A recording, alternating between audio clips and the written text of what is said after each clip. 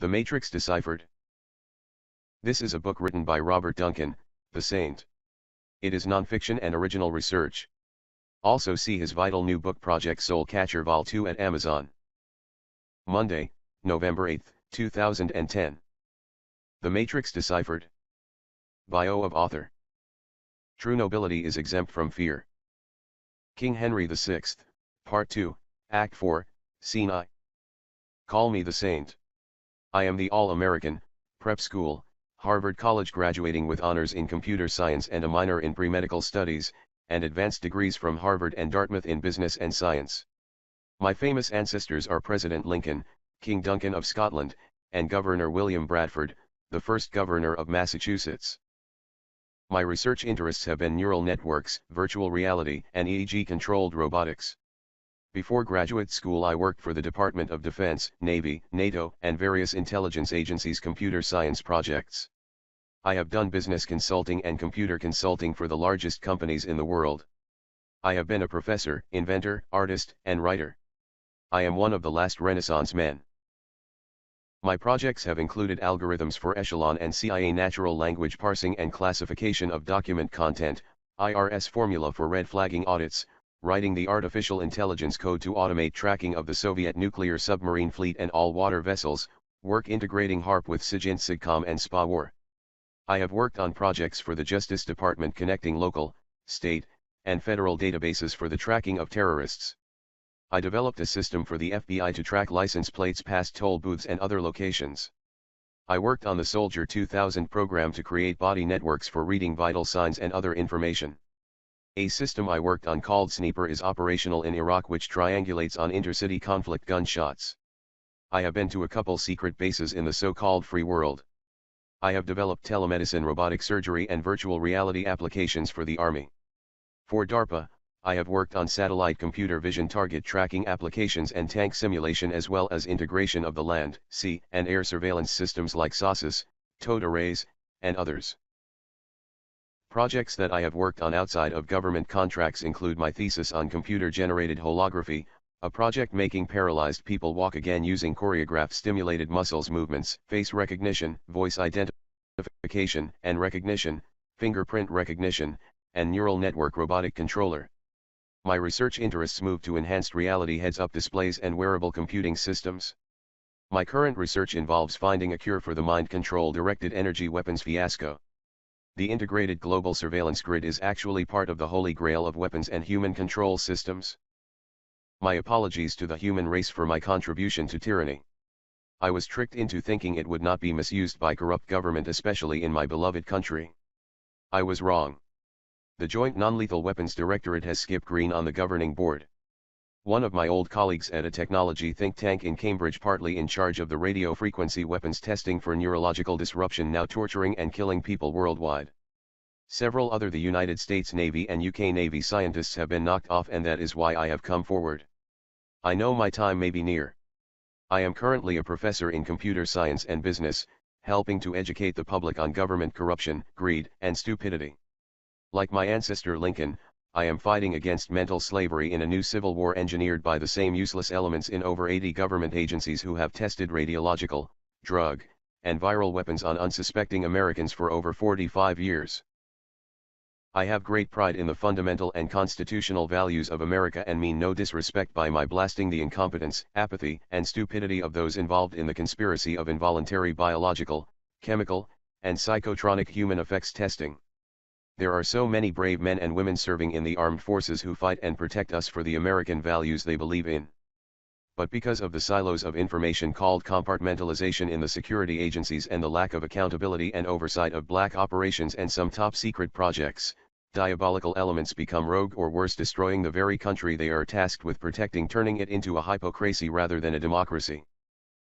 My goal is to awaken Americans to the continued horrific acts of military and CIA weapons testers in this country and the other branches of government's inability to stop them and hold them accountable.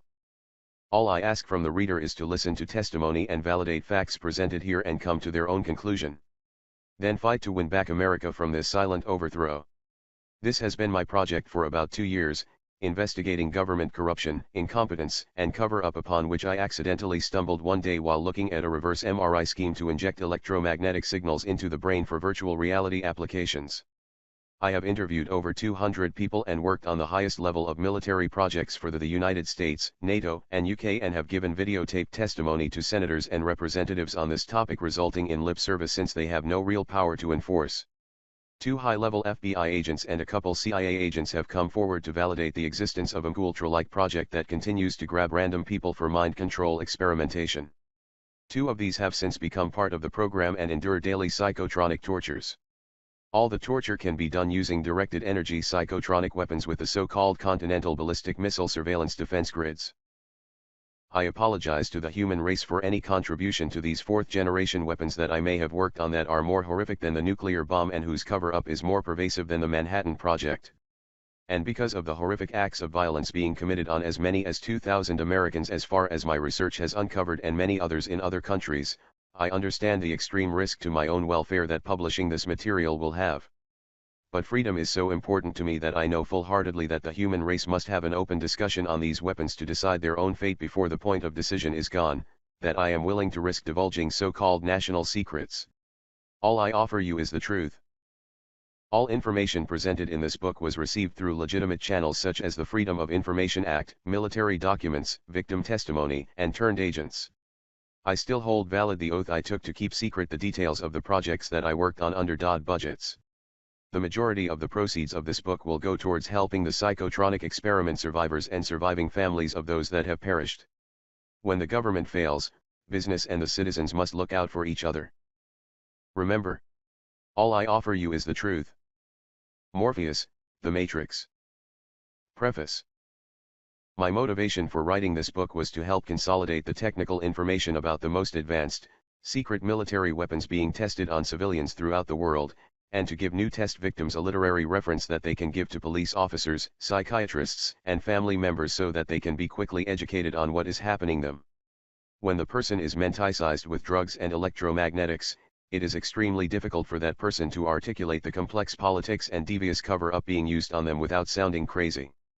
After reading this book, the only excuse people of the community have for continuing to disbelieve the victim is their own ignorance and inability to cope with the shame of being American. I will sound extreme in my writings. It is the intention of the government experiments to be as violent and harsh as possible to victims to make them sound crazy when they describe the events. I thought about toning it down to be more believable, but it wouldn't have been the truth. This needs to be part of the historical records for future generations to learn the failings of our own. We should have been more vigilant. The tactics used by the CIA/DOD, Department of Defense, for massive human experimentation has not changed in 35 years. Acting like a Dr. Jekyll and Mr. Hyde allows them cover and plausible denial while they cower back into the fringe and shadows of government. If they made the experiments mild, people would be more likely to believe the DOD/CIA conducted this kind of torture research. Congress is impotent to stop it, although they have tried many times in the last couple decades. So as a fact of life, we must cope with the reality of the loss of control of our government and fight to spread the truth through word of mouth and other yet to be controlled information channels. Ignorance is the only enemy, and everyone working to keep secrets or spread disinformation are merely the unimportant pawns to be sacrificed in this classic metaphorical battle between good and evil. I titled this book The Matrix Deciphered because I was inspired by the movie series The Matrix, which was a clear and very accurate metaphor for what is occurring to people. Morpheus says in the movie, "Nobody can tell you what the Matrix is, you have to see it for yourself. You do not want to see the Matrix for yourself." I will do my best in the following pages, to unravel the metaphor and boldly explain exactly what the Matrix is. You will quickly realize how the complexity of the games of power, control, and disinformation strategies have evolved in the last half-century. A certain level of skillfulness and much time is needed for the average person to parse through the vast amounts of material necessary to consolidate it all to a few understandable truths. The only way we can win this informational civil war is by educating a certain percentage of the population who will understand the technology and believe the thousands of witnesses. Only then will government finally stop torturing and killing citizens with these directed energy weapons and apologize for their indiscretions. Then a new dawn for mankind will come of age that promises to unify the peoples of the world, eliminate pain, and possibly allow us to cheat death. It is the last war that will ever be fought. But the stakes are very high. It is our souls, our freedom of thought and expression, our uniqueness and individuality that will be lost forever if we fail. Introduction. The American Delusion: a Dream and a Nightmare. We are raised on lies and practiced self-delusion. We ask, do these pants make me look fat? And we dread the response, no, it's the fat that makes you look fat. The pants make you look colored. We teach others to lie to us. We believe what makes us feel good and rationalize away those facts that don't. We are in the land of deception. The average person tells 2.5 lies a day. As a social experiment, try counting the number of exaggerations and flat-out lies you encounter in a day by people, advertising, and watching the news. Assuming you are worldly and wise enough to disentangle the word games, you will be shocked. For some, the dream state is pleasant. Sheltered from the misery of the world, given a continuous false stream of hope, and led to believe that they are part of something good, righteous, and moral, many live in an ignorant, myopically focused bliss. For others who adventure too far with truth and knowledge, they will find the roads not traveled to be scary with factual realizations. A mind once stretched, cannot regain its original shape. Be forewarned, you cannot be put back into the Matrix, that is the American delusion. I used to pose this philosophical question to peers. If there was a virtual reality machine that seemed real in every way and you could determine what your perfect life would be in advance, would you agree to live in it for the remainder of your physical existence, assuming your memory could be erased that you chose to do it? Your answer is quite revealing about the base motives that drive your everyday living. If you answer, no, it isn't real, my life would be meaningless, then you are the type of person who is driven through creating meaning in your life and define your value through your relationships with other people. If you answer, yes, of course, who wouldn't want a perfect life? Then you are a pleasure seeker and define the reason for existence is to optimize your quantitative happiness through your chronological lifespan. The question is not just a philosophical one anymore. But like in the movie, Vanilla Sky, things could go wrong. I always answered the question as such, I would absolutely do it if I could be assured that the illusion had a 100% chance of success. Since nothing is 100% certain, I choose not to because the letdown would be too great if the program didn't take. There is no such thing as the perfect illusion, especially for the critical eye and mind. The American delusion is just such a virtual reality machine, designed of carefully constructed, psychologically sanctioned thoughts with a wireless high-tech twist. You will probably choose to close a blind eye and hope for the best as much of the world has. But you will always ask yourself the same old questions, isn't there something more? What is the meaning? The question is, of course, ill-posed. The question should be, what is meaning? To answer this question, you must let down your guard, eliminate your ego, and let go of all that owns you for a moment. The journey to the truth of our existence is an emotionally rocky one. You will find yourself elated at times, and depressed at other times. When you understand, there will be no emotions at all, just acceptance of it. For this expedition, we will set sail aboard the ship of science. It is a framework of logic and method that has served mankind well since its inception. As your captain on this expedition, I will navigate and guide us while traversing the numerous languages of studies and meld their different vantage points into a single model of reality. The vast sea of human knowledge is separated by barriers of jargon. Once removed, sailing the ocean of understanding is far smoother and direct. All aboard. Prepare for rough seas. First we head to the land of lies. The psychology of deception we will find. Expect to encounter a known beast that has only one large eye. Fight valiantly and blind the Cyclops. You must always keep your guard up. Wield your weapons of critical reasoning, skepticism, and logic gallantly and you will defeat the monsters in our journey. Expect the unexpected. We will encounter Medusa in our crossing into the synapse. Be forewarned, this journey is a treacherous one. Hypnotic spells that will turn you to stone chanted by witches unseen, and the sirens of forbidden knowledge will lure us close to our death. But fear not, Apollo the son of Zeus, the god of truth and of light, smiles upon our journey for he too is in confrontation with Mars and Ares, the gods of war. The truth is not always what you expect to find.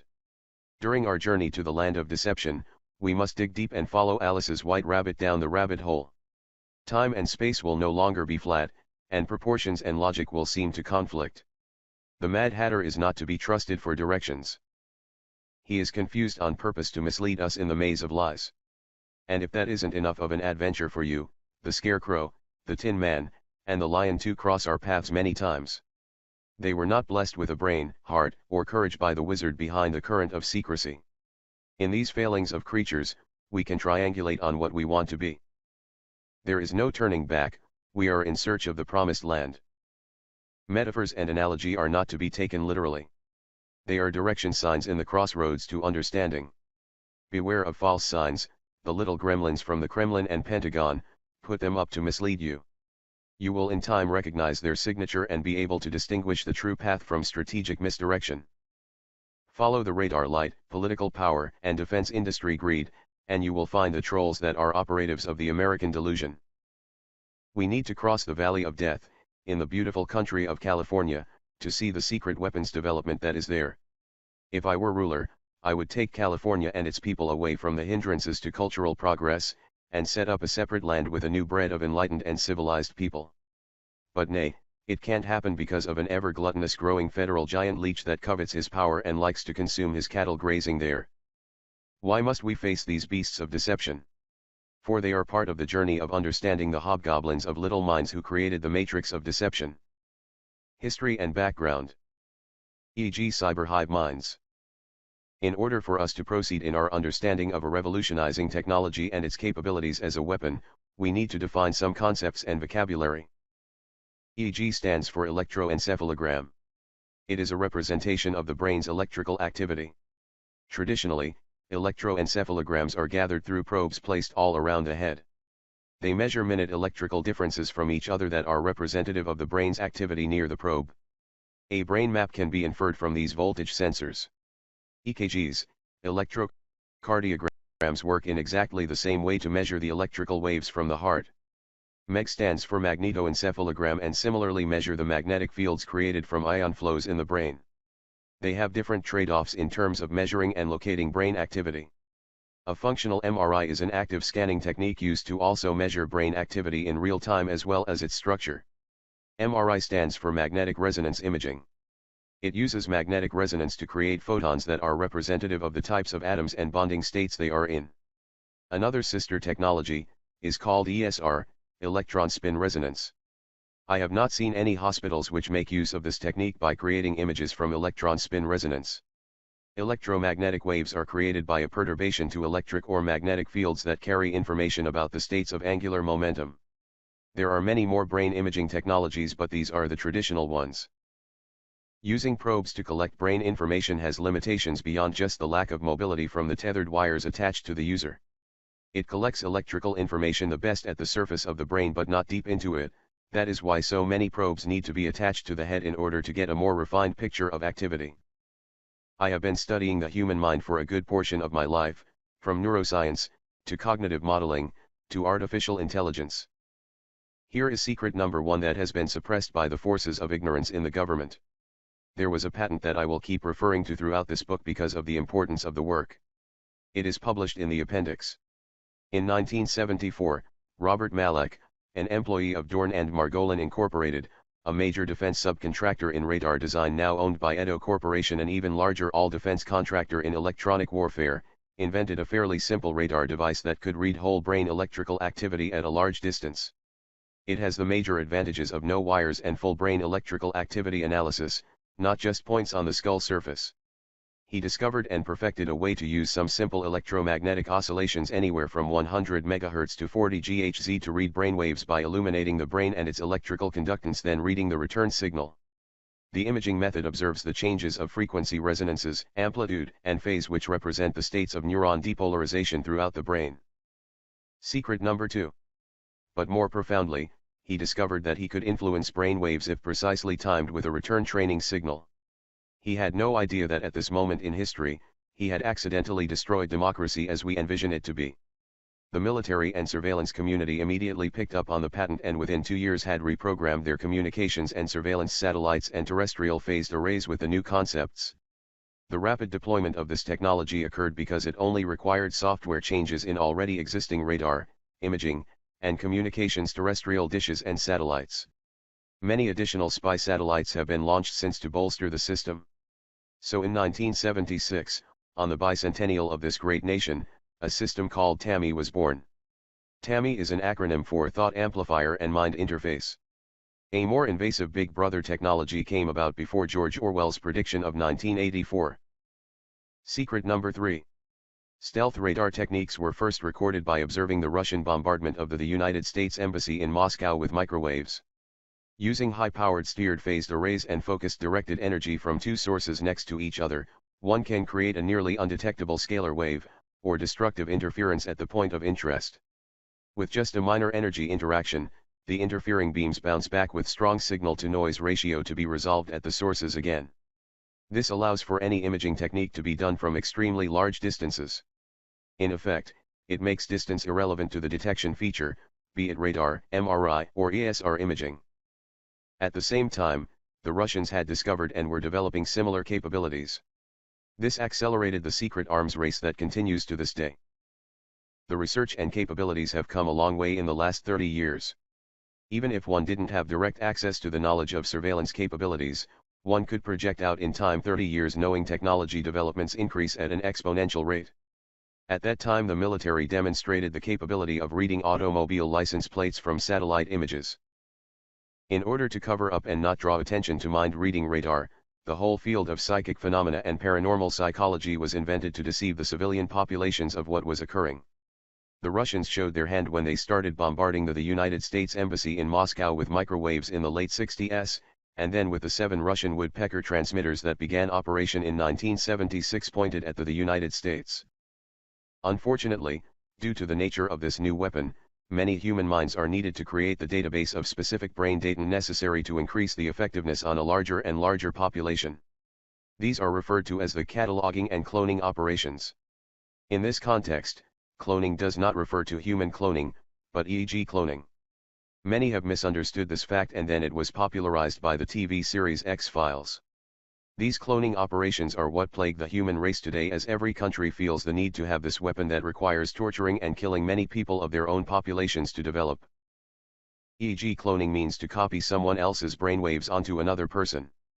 The discovery made by Robert Malak allows this to be done wirelessly anywhere in the world.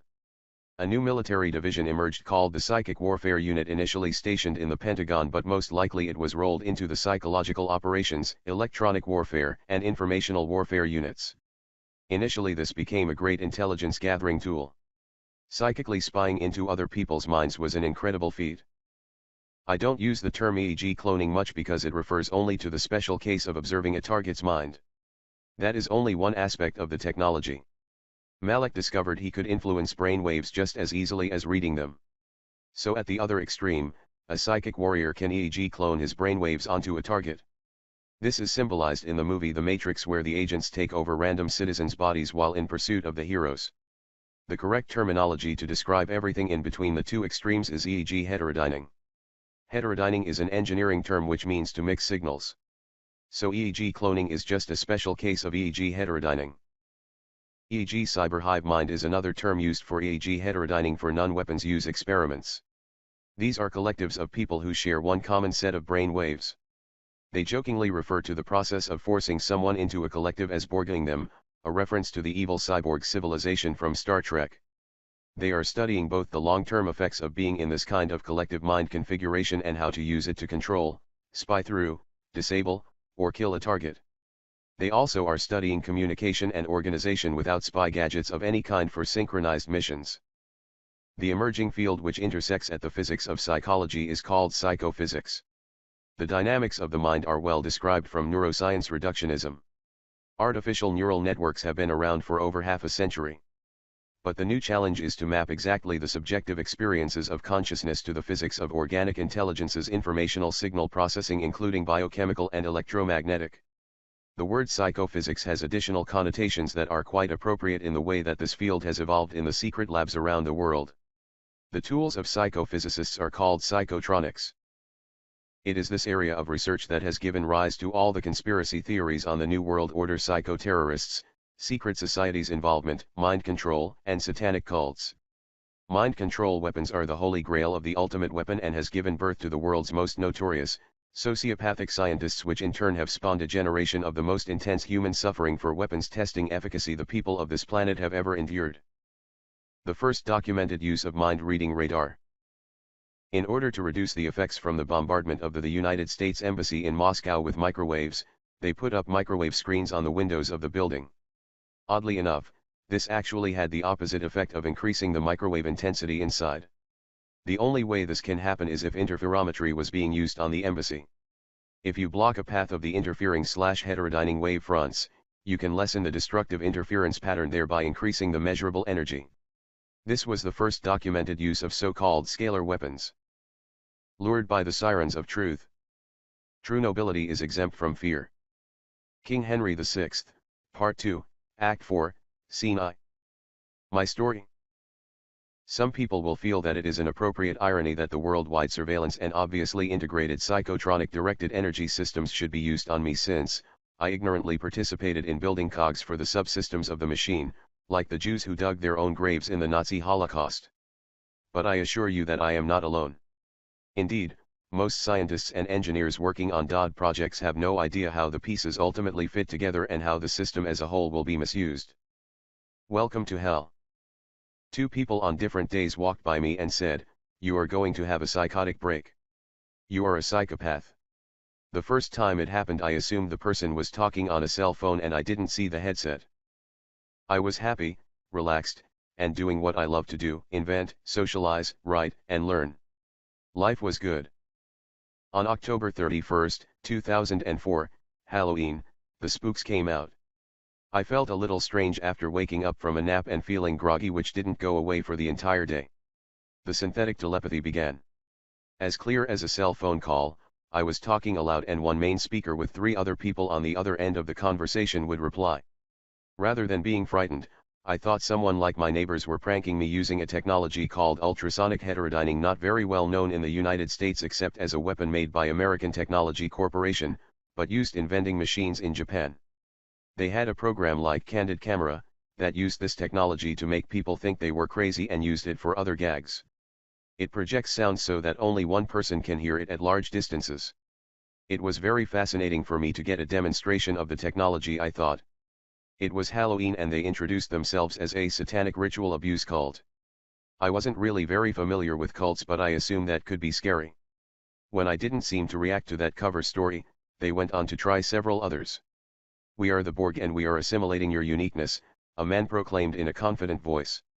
"Whatever," was my rebellious, disinterested reply, even though I was actually quite interested in the technology demonstration.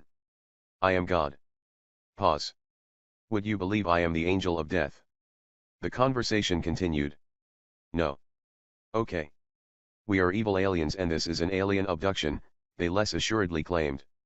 I thought to myself without speaking, wow, they really should have rehearsed this prank before trying it on me. How about this? We are brain nappers? You are food for thought. The conversation became more belligerent and repetitive. The only relief I got was putting mineral oil in my ears and plugging them with wax. However, it continued for 9 full days, and that's when the torture began. Imagine every pain you have ever felt and many you haven't being repeatedly played into your mind like MP3 files for 12 seemingly unending months. All the time, the narrators describe in detail what kind of pain you are feeling and psychologically abusing and tormenting you the best they can. After being run through the battery of torture tests, I can confirm that what one of the researchers involved with mind control brags about in his paper is true. I can control every aspect of human mental function at 450 MHz. These tortures and experiments easily stole 35 years of my life or more. Colonels involved with the EEG heterodyning weapon claim they have demonstrated its lethality many times. I have since identified many people they have killed in this way. I developed quite a rapport with the mind control weapons testers. Our conversations became more half-hearted and honest. Agents asked, "Can you get close to the president? Would you kill him for us? We just have to get you to say that aloud to people to make them think you are insane and dangerous. We usually can get people locked up in an insane wing at a hospital by the first month or commit a crime through their bodies. We need you to discredit yourself. Do you have any ideas?" My reply: I don't think you need to do anything. The technology is too unbelievable for most to comprehend, and your brutality on so many citizens will be enough for the majority of people to be skeptical and tune out. Agents, can't you just tell people that the Russians, Chinese or the FBI is behind it? I reply, what else do you have to choose from? Agents, those are the only scripts we've been trained on. We are big powerful psychic warriors and you should fear us and do what we say. If you kill your father we will let you go. You've got to commit some crime to discredit your testimony. We need blackmail, something. Nobody is as perfect as you. Who are you, fucking Jesus? I prophetically declare, no, I'm not even religious, but if I can perform 3 miracles, expose your long history of crimes against humanity, find defenses against the weapon, and help usher in a new scientific era, I would be a saint. An eye is upon you. Freemason symbolism. The Total Integrated Global Surveillance Network. How do the ionospheric heaters such as those based in Alaska, Puerto Rico, Colorado, and Brazil image the Earth in astronomically small detail? From now on I will call the ionospheric heaters, ground-based imaging and directed energy systems. Once again the devil of destruction, Dodd, has purposefully misnamed these systems to mislead the public and Congress as to their real uses and intentions. By using the concave mirror effect of the reflection off the Earth's upper atmosphere, these giant phased arrays can see the smallest energy anywhere within their purview and direct the energy back the same way. These directed energy phased array systems are often many miles wide. Imagine what one would see if the sky were a giant mirror. It would amplify points on Earth like a cosmetic mirror does for your face. Now add another lens, like a telescope, and you can see even more microscopic elements. And like what had to be done to fix the Hubble telescope with a misshapen lens, the imperfections of the atmosphere can be compensated for to get a clearer picture. Directing energy to a spot on Earth would be like focusing a magnifying glass on an ant to burn it with the sun's energy. The people look like ants to these dishonorable insignificant men playing God at a distance. Insert picture of mirror in the sky. To instinctively get a sense of what one would see if they had an eyeball as big as the HARP array and could see electromagnetic waves in the HF through UHF range, let's look up at the ionospheric mirror. We can see almost 3/4 of the way around the world in any direction, and because of our huge eye and the magnifying effect of the mirror, we can see microscopic properties only limited in spatial resolution by the highest frequency that we can see, but only limited in the energy resolution by the sensitivity and noise filtering algorithms. If there was a person at the point of observation looking back through a telescope, assuming that visible light reflected off the ionosphere, he would see a giant eye looking back at him. So this ionospheric mirror is very important to the death machine. Finding ways to shake, distort, heat, ripple or disrupt it so they can't continue operating the virtual hell they have built, would be a good goal for the humans. Show ray tracing image of sky as mirroring Earth. The ionosphere starts at 50 kilometers and extends to 650 kilometers above the Earth. There are several layers and each layer has plasma or ionized air that reflect and refract the signals from a vertically pointed radar known as an ionosonde, also a major part of the so-called ionospheric heaters. The angle of refraction and total internal reflection depends on the wavelength of the electromagnetic wave and its angle of incidence to the layers of the ionosphere. Show map of range of known directed energy field arrays and power levels based on total internal reflection and overlap of other directed energy fields at different common radar wavelengths. Resolving power of the ground to ionosphere to ground telescopes, aka directed energy and Earth imaging systems. Put formula for resolving power based on size of phased array field lens and wavelength, then add the magnification factor from the concavity of the Earth's atmosphere. Electron spin resonance, ESR. This is the secret sauce that the conspiracy kills to keep secret. Notice that there are no ESR machines in hospitals. Why? Because it would become immediately obvious how easy it is to read body electricity from radar, that is brain waves at a distance. The basic concept is simple and very analogous to the way magnetic resonance imaging works. It works on manipulating spin and gyro frequency of electrons.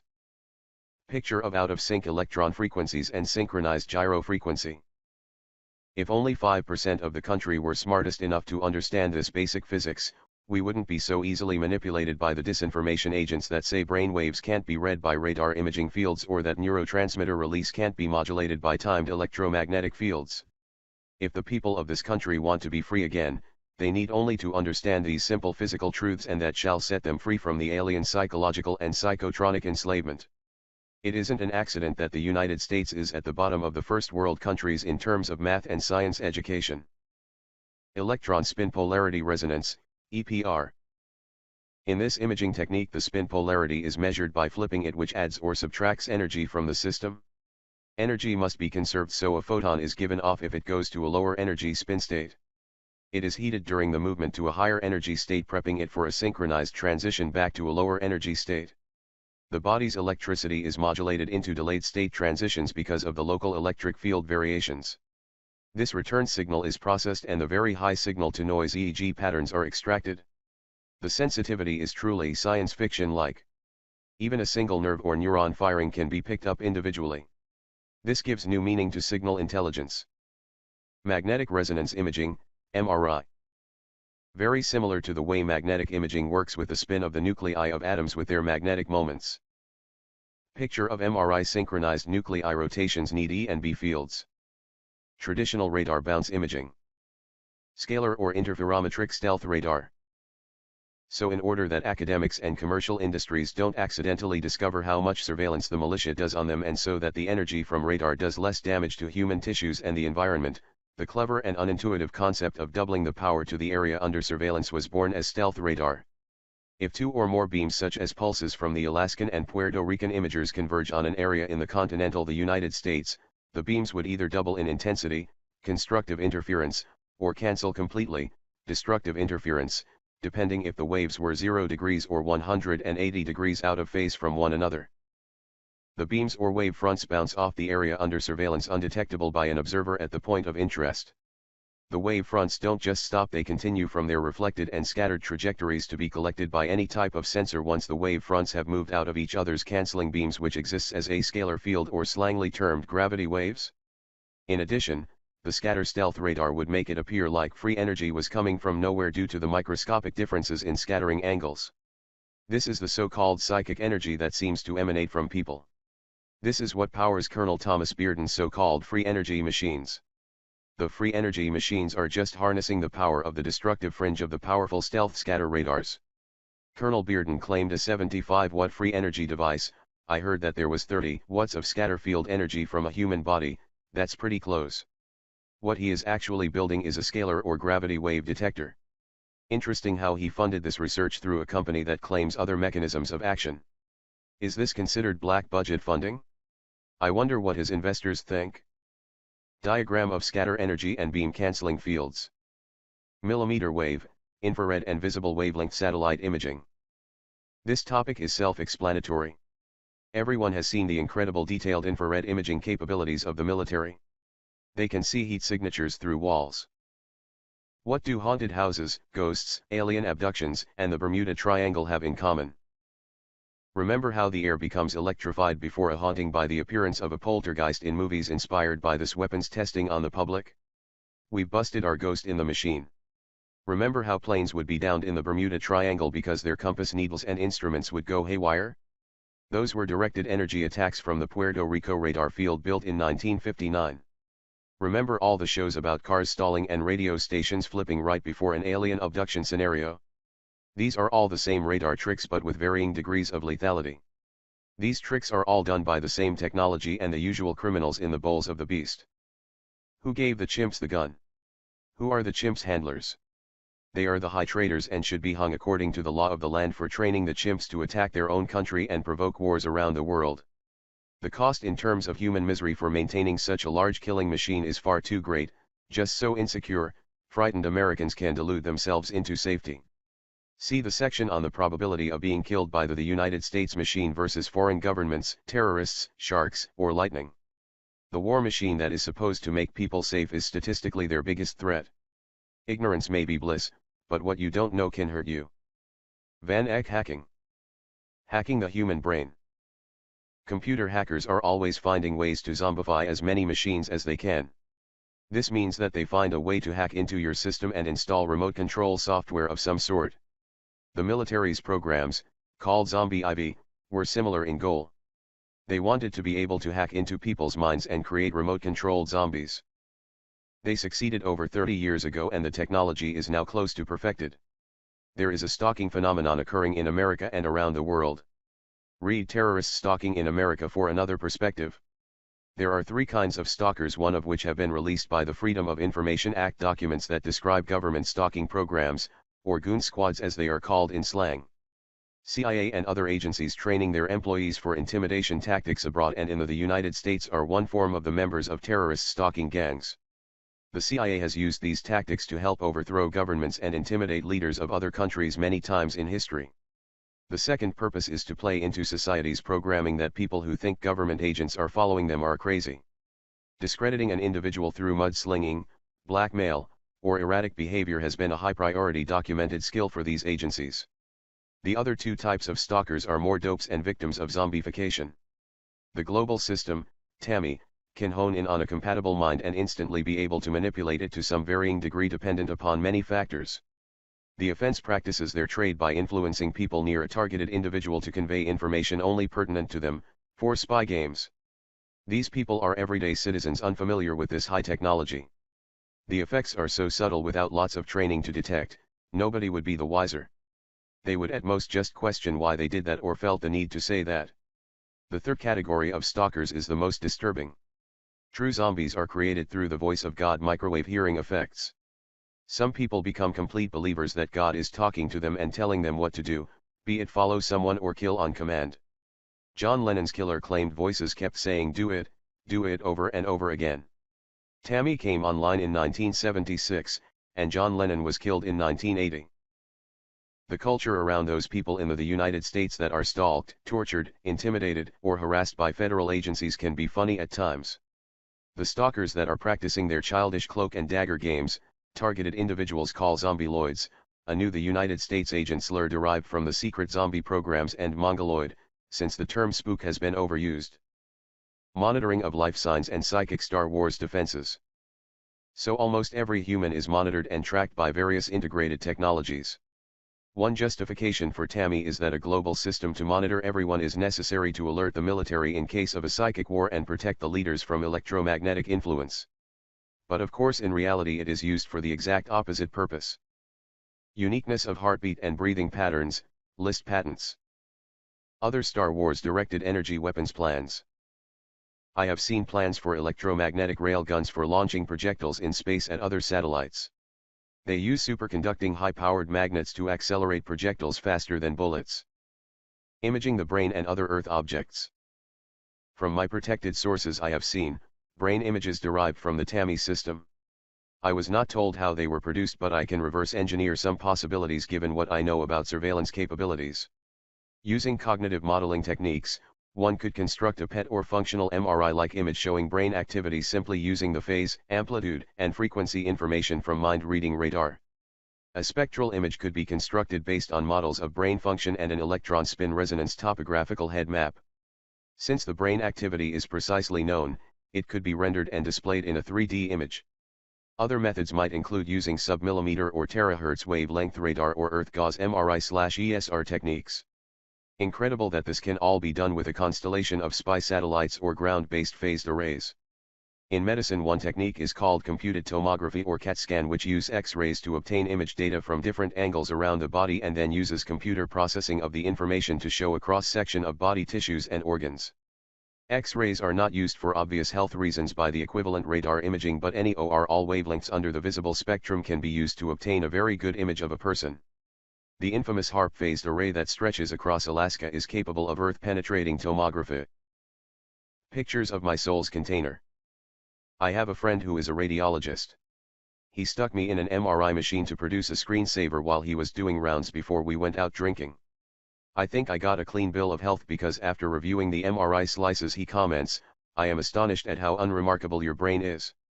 My response, "Don't judge a mind by its container. Please take time to review the appendix." There is a document on imaging meteors the size of baseballs with the Puerto Rico phased array radar grid using scatter radar and ion spectra absorption, called the head echo effect. You'll understand the relevance. The United States Embassy in Moscow. So here is what the United States learned from the Russian bombardment of the United States Embassy with microwaves in Moscow after many years. By heterodyning two powerful beams of microwaves where one beam mostly cancels out the effect of the other at the location of interest, you will have a near-scalar radar beam almost undetectable because of the low-intensity readings. The low-intensity microwaves still interact with the environment and bounce back to their origination. The original beams were very high intensity. So what this does is creates a method of amplifying the signal-to-noise ratio. It allows high-powered signals to bounce off surfaces with a minimal reaction to objects. At the receivers, it can then be amplified with a clean signal. This is the secret to mind-reading radar. A typical directed energy haunting. The arrows represent the exact points in the audio frequency domain where a target always hears the beginning of a phoneme of a syllable of a word. This is a pitch, EAC, analysis of the white noise of a scanner during a severe voice-to-skull attack on a victim. Disclaimer, it is illegal to modify scanners to view military frequencies. All scanners are disabled in certain frequency ranges for national security reasons. So we used body resonance frequencies just above the military bands when collecting our data. Okay. God forbid that people have a right to defend themselves to see what energy frequencies are being used to attack and kill them. Although difficult to see in this shrunken image, the target can hear the same speech each and every time the sound is played. At the arrows, the government torture victim hears the syllables of the words. Everyone else hears pure noise. The word syllables and cadence that the target hears can be viewed in the broadband energy spectrum, however to the naked ear it can't be heard. Some energy changes are picked up by the simple power spectrum audio analysis. Here is the same white noise at a different scale in the power spectrum with edge detection applied. The rectangular areas are where the victim hears syllables of words again. Highlights include what look like 10 bands and formant voice patterns. This is the amplitude phase encoding of the noise, another method mentioned by both the Stocklin patent and Malik patent. It appears amplitude and pulse frequency modulated. Listen to the noise. You can't hear these features. If this is the deterministic broadband noise encoding plus the electromagnetic head resonance technology of the CIA for word choice, it is indeed cleverly hidden and specific to individuals. Observe the lower frequency broadband energy jumps that can't be heard if you have an equalizer on your MP3 player. While the audio analysis is inconclusive without high-end military-grade digital oscilloscopes and the expertise to reverse engineer the CIA word choice technology, other basic tests were more than obvious. During the attacks, the entire scanner spectrum up to 850 MHz became this white noise and no other signals could be picked up. The target's body electricity when measured by several voltmeters went from 10 MV to over 0.3 V. Compass needles deflected by 20 degrees from magnetic north and the video camera microchip sensor, CCD charge-coupled device, became ionized and all the video became overly bright and color distorted. I did not have wireless EEG equipment at the time of these tests, but the neurological effects on a targeted individual again were beyond doubt. The directed energy hauntings are pretty common now, and I quit following the United States military random attacks on people until I acquire the appropriate equipment to do the more sophisticated signal processing. Methods of encrypted signaling. The single gigahertz pulse through wall radar can be extended as a very covert method of messaging to a specific location. Using geographically dispersed transceivers, a signal stream can be encrypted, broken up and then divvied out to the broadcasting stations, via satellites or ground-based. The message is secured by both being encrypted and fragmented on their way to each station. The stations each broadcast with precise timing so that the pulses arrive in the correct order at only one triangulated point. Interception of the stream anywhere else will render the encrypted stream garbled and the bits out of order. I'll leave it as an exercise for the cryptologist at the top universities to devise an algorithm for deciphering one of these interceptions. You can imagine that precise psychotronic signal injection in conjunction with ultra-wideband, frequency hopping or deterministic broadband noise could be done in a similar manner to create a low probability of interception and detection method. Poetry of shame. Porter Goss, you disappoint us all. You have the power to stop this with just one call. You shame Hotchkiss and the public with your lies. Torture is a common practice covered up with bizarre suicides. You were entrusted with power, but failed many of us in the last hour. Biocommunication and world control. Once again, I must question why the so-called Eastern Bloc countries are more forthcoming with their research than the United States and even NATO-aligned countries. The United States government has hindered civilian research in this area tremendously through their active disinformation noise campaigns. Imagine how much material gets first filtered by the communist countries, then the CIA, and finally we have to overcome the barriers of language to get this. Why is there more information coming in from outside the so-called free world than internally? The answer is obvious for those who have seen the matrix of deception from both sides of the country's split personality. So this is a theory that is incredibly disturbing that crossed my path since becoming fairly well known as a researcher in this area. Often I get anonymously sent information from other saints which I examine with a skeptical mind due to the countless disinformation agents out there. But this deserves to be told. A machine for every man, woman, and child. Now that sounds like the thinking of a machine to me. Morpheus, the Matrix series. For this book I oversimplify some of the concepts so that it can reach more people. I preface this complex idea with the notice that it is still being simplified for general consumption. Bioelectric field modulation could well be the mode of one type of interaction of these directed energy weapons. This is what is studied most amongst the New Age group and the psychics of yesteryear, as well as what comes out of the Eastern Bloc. We know that informational coherent neuron modulation will connect with any brain. Both magnetic and electric fields in the most basic form interact with neuron communication, but the reason we don't go into convulsions from all the electromagnetic signals that our bodies absorb is that they are not significant in terms of the repetitive time series cognitive pathways, i.e. brain entrainments. There is a precise opportunity for amplification and thereby modulate and piggyback brain signals with another external signal. Your informational pattern and cognitive model is nothing like any signal you would absorb from radio stations or electrical appliances. One must exactly get the train of pulses correct in order to influence the outcome significantly and amplify the effects. Growing virtual neurons. This is one method to usurp a mind and create a higher order mind network. Let's look at Medusa's head again in the dendrites of the neuron. Assuming one could wirelessly measure some property that was representative of the state of that neuron, one could grow virtual neurons connected to it. Since many methods of neurotransmitter modulation are researched along with raw electric or magnetic current induction methods, influencing the voltage at the hillock of a neuron can be done. With just those two sets of tools, one can grow virtual neurons to every human brain. Cyberneticists working on the concept of a global brain have no clue that it has already been done to some extent and completely wirelessly. They all focus on neural chips and plug-in brain links. Furthering this idea to its logical end, one could create a higher order mind from connecting all human minds together, a global brain. Has it been done? I know for certain that many people have been mapped and connected to the United States Mind Network. Whether that is just for current and future use as spy and control conduits, or whether this large collection of minds has been or is being integrated is unknown to me. Certainly hive minds with 2 to 6 people are being created and tested in the thousands of cells. Whether those cells are somehow connected to each other through a collective hive mind switchboard is also unknown. The virtual neurons can be of a self-organizing type, example another human brain or computed neurons. Or they could be non-adapting virtual neurons used to force new thought processes and program thought pathways, neural programming. The possibilities are mind-blowing. You can see how even men of strong character would eventually become corrupted by this power.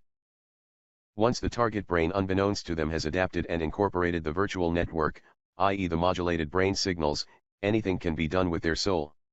Like in the movie The Matrix, if you pull the plug on their brain link before they escape to an exit, they would lose their mind, figuratively and literally.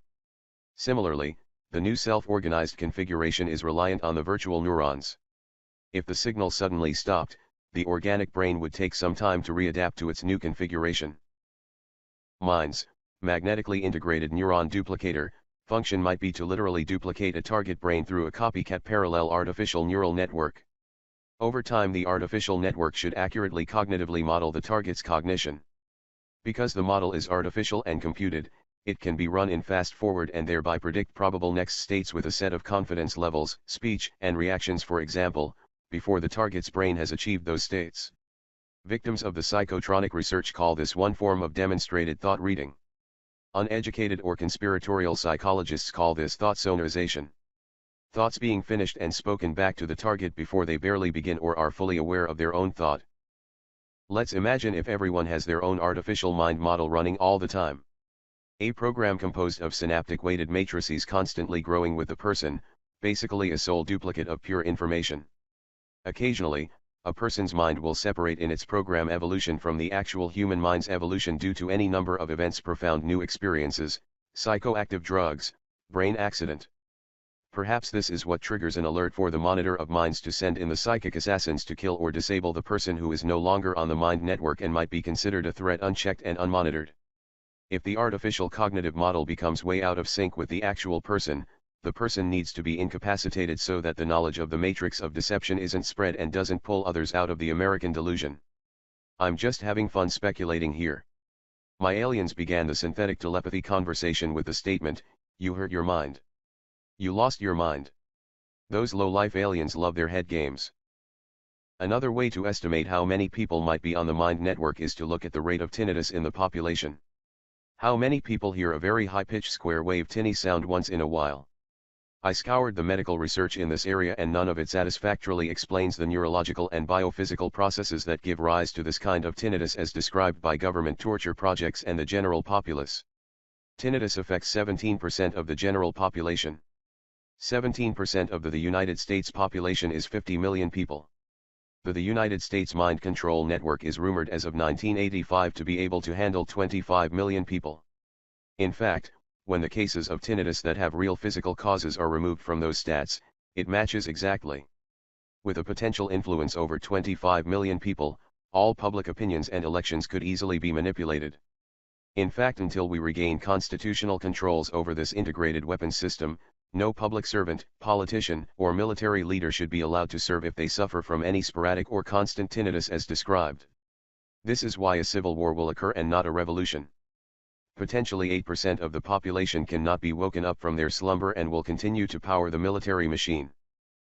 A neurally linked person on the mind network becomes reliant on the extra energy that amplifies their neural circuits. The person's brain chemistry adapts to this extra energy through biological processes. It is similar to how a person becomes tolerated to psychoactive drugs or poisons. So other than tinnitus and the side effects of an overexcited brain for a couple years, if a person was brain napped later in life and didn't grow up with a brain amplification signal, one would never notice their soul, their informational essence, was being held in a vast array of supercomputers in an underground military facility. This religious metaphor runs throughout many military programs. From the nuclear submarine named Trident, the weapon of the god Neptune, to the NASA rocket Apollo, to the acronym for the space-based weapons, GODS, Global Orbiting Destruction Systems. So if you believe in the soul, you have a duty to free your soul twin being held captive by these supercomputers and potentially tortured in a simulation for eternity or until the power is shut off. Selective memory erasure and thought filters. In the movie Sunshine of the Spotless Mind, a reference to Aldous Huxley's work, people could remove selective memories of old lovers if they were too painful. The CIA program EDM, Electronic Dissolution of Memories, has this capability. If your mind is duplicated with an external signal, for argument's sake let's say, half of the signal is due to your brain's electrochemical processes and the other half is the mind cognitive model simulation of your brain that should be nearly perfectly in sync all the time. By forcing memory recalls of the memories to be erased, EDM can track the neural circuits, mathematically represented by matrices in the cognitive model, and turn them off. This could be done by an active filtering recognition system of the brain patterns. If the person begins to recall a filtered memory or have a non-government sanctioned thought, then the filter dampens that mental process in the mind model. Since half of the signal that your brain adapted to is dependent on the external mind model running in sync, your brain pathways won't have the energy necessary to further induct neural groups to reach full consciousness. Another way to put it is that thoughts acts like they have a momentum and inertia. Take away some of the momentum and the thought can't get over the next hill. Sisyphus was condemned to repeatedly push a rock uphill for eternity because he revealed the designs of the gods to mortals. This is nice metaphor as to how thoughts are dampened and can't reach awareness. People on the mind network are condemned to not becoming fully aware without the energy and momentum necessary to repeatedly push the thought over the top of the potential energy hill. For example, how the United States shadow government has killed more people by keeping this technology secret than all the previous United States wars since the beginning of this nation. Let's look at how EDM can be used for smoking cessation. Let's forget about hypnosis, neural-linguistic programming, and aversion therapy techniques for this thought experiment. Rather than using amplified self-destructive behaviors for silent assassinations, smoking urges can be dampened or filtered just like a memory or thought pattern in the mind model. The Russians have successfully applied similar techniques. Bullet time research into enhanced human performance. You move like the agents. Trinity to Neo, the Matrix. What happens once your cognitive model is in silicon form? Your simulation can be run at any speed. Subjective consciousness occurs due to the state changes in your brain. Computational equivalence implies it matters not that your function is run on silicon or a giant billiards game, as long as the output always has the same information content and functional equivalence. Psychophysics states that it must give rise to the same subjective consciousness. It is your soul twin. However, your silicon soul twin can be run at any speed. In fast forward, at the speed of light rather than at 200 miles per hour axon depolarization velocity, the world around you will practically stand still. If you are bored, turn it down and time will literally fly by. See the section on silicon immortality. The CIA Ultra research into improving memory is still being investigated. See Appendix for CIA and Inspector General documents. Add virtual neurons and amplifying brainwaves along with creating a dominant alpha brainwave state improves learning and memory. Recall is quicker too. One interesting property being explored is the hive mind collective intelligence configurations. Certain aspects of the combined heterodyne mind are faster and others are slower. Word choice can be greatly enhanced for speaking and writing as well as degraded. The search and solution space for problem solving and decision making is broader and sometimes converges on a solution faster when the shared mind works well together. More interesting and practical for the military is the increase of physical reaction speed. Not only can machines respond to precognitive thoughts for fractions of a second quicker reaction times, but those predicted precognitive amplified thoughts can be amplified back into the same person and amplify those cognitive pathways faster than they usually would, thereby decreasing the time for the lightly grouped neural patterns to become full awareness and then converted to action. This would improve someone's hand-to-hand combat skills significantly. Stupid alien tricks, voodoo dolls. If this story isn't bizarre enough for you, it gets even funnier. Earlier I facetiously joked that the psychic warfare unit in the Pentagon during the 1970s was probably located next to the voodoo doll warfare unit. It actually is in the same unit whose war room is nicknamed Hell. All involuntary human psychotronic weapons research projects report hot needles in flesh in various parts of their bodies as a type of practiced torture. These aliens turn themselves into voodoo dolls. They poke themselves with a dull needle, but the amplified feeling for the clone target is perceived much more painfully. Of course, they could have designed a computer program with a human body model, voodoo doll, and select a point to poke, burn, tickle, punch, cool, etc. You can see how funny these scenes will be in the movie. More Hollywood movies inspired by the psychic warfare unit. Men in Black is about a secret government agency that watches aliens on the planet. They had a scene with monitors that showed 24-hour surveillance of all the aliens who looked human. The psychic war room monitors countless people's EEG patterns and translates it into audible and visual digital information that can be viewed on a monitor. The agents in the movie read the tabloids to get the real news. There is an interesting parallel to the truth once again. Tabloids will report on alien abductions. You now know how to translate and read between the lines. Alien abductions are the directed energy nervous system modulation experiments that the mainstream media is forbidden to touch. EDM, electronic dissolution of memory. I have been pointing out how many horror movies have been inspired by these electronic mind control experiments that have been taking place in ever-increasing numbers in the United States and abroad. The movie, The Forgotten, is a clear example of one particular CIA/DOD program that was not discontinued after Congress's church investigations. EDM is an experiment on erasure of memory. In the movie The Forgotten, several children were abducted and their parents were forced to forget about them. Of course, the age-old mythology of evil aliens as an explanation who is conducting these 30-plus-year-old technology experiments was the focus of the movie. People's ignorance and desire to believe the fantasy of aliens or demons still works today to redirect the anger that the public should have against the high treason that has become acceptable for weapons testing on the public at large. The Nazi scientists that were brought over after World War II infected our country's military and security agencies, thinking that testing on all humans and not just Jews is acceptable as long as there is plausible denial. It is now commonplace. Electronic dissolution of memory is achieved by several mechanisms. First, let's examine the EEG heterodyning option. When two minds are linked through TAMI, every thought is shared. The psychic attacker merely needs to blank their mind when a topic of thought occurs that they want to avoid. The blanking of their mind forces the memory recall of the target's mind to be blocked also. Thought redirection also works. Memories are just inductions of brain entrainments. If the subject is not trained in psychic defenses, their thoughts will blank also. This is only a temporary mechanism and does not affect long-term memory. A more severe method is used to erase long-term memory. What is nicknamed the deep fryer uses an overstimulation of memory creation to degrade those recalls. Neural network theory predicts that large training sets of data or experiences will exponentially decay earlier memories stored in the neural networks. So electronic neuron amplification technology was discovered to have this capability by accident. But of course, everything get weaponized and marketed into a project for budgeting. The third method of EDM uses hypnosis and signal coherence changes to erase short-term memory. Along with severe trauma and psychological abuse, these methods are used to try to get a victim to repress and forget their experiences from the experimentation of electronic mind mapping, influence and control for obvious reasons. As with testing and experiments, there is a probability that they won't work on certain minds and personality types. This is what they are interested in and documenting for weapons efficacy. Hypnosis and suggestion to forget with traditional vocal channels has been successfully demonstrated since Freud's day. Signal coherence is a relatively new concept. Your brain has natural operating frequencies. If altered, the information is stored in your vast neural network under those new conditions. This is called state-dependent memory. It is observable as people who take psychoactive drugs or alcoholics. Memories stored under those mental conditions can only be recalled under the same conditions. Hypnosis has been demonstrated to recall memories under the same condition. Planted CIA paid psychologists popularized this phenomena as false memory recall. Many children have been subjected to these brutal Coulter experiments back in the 70s, and when the memories began to resurface, many pseudoscientists of disinformation called them false recalls.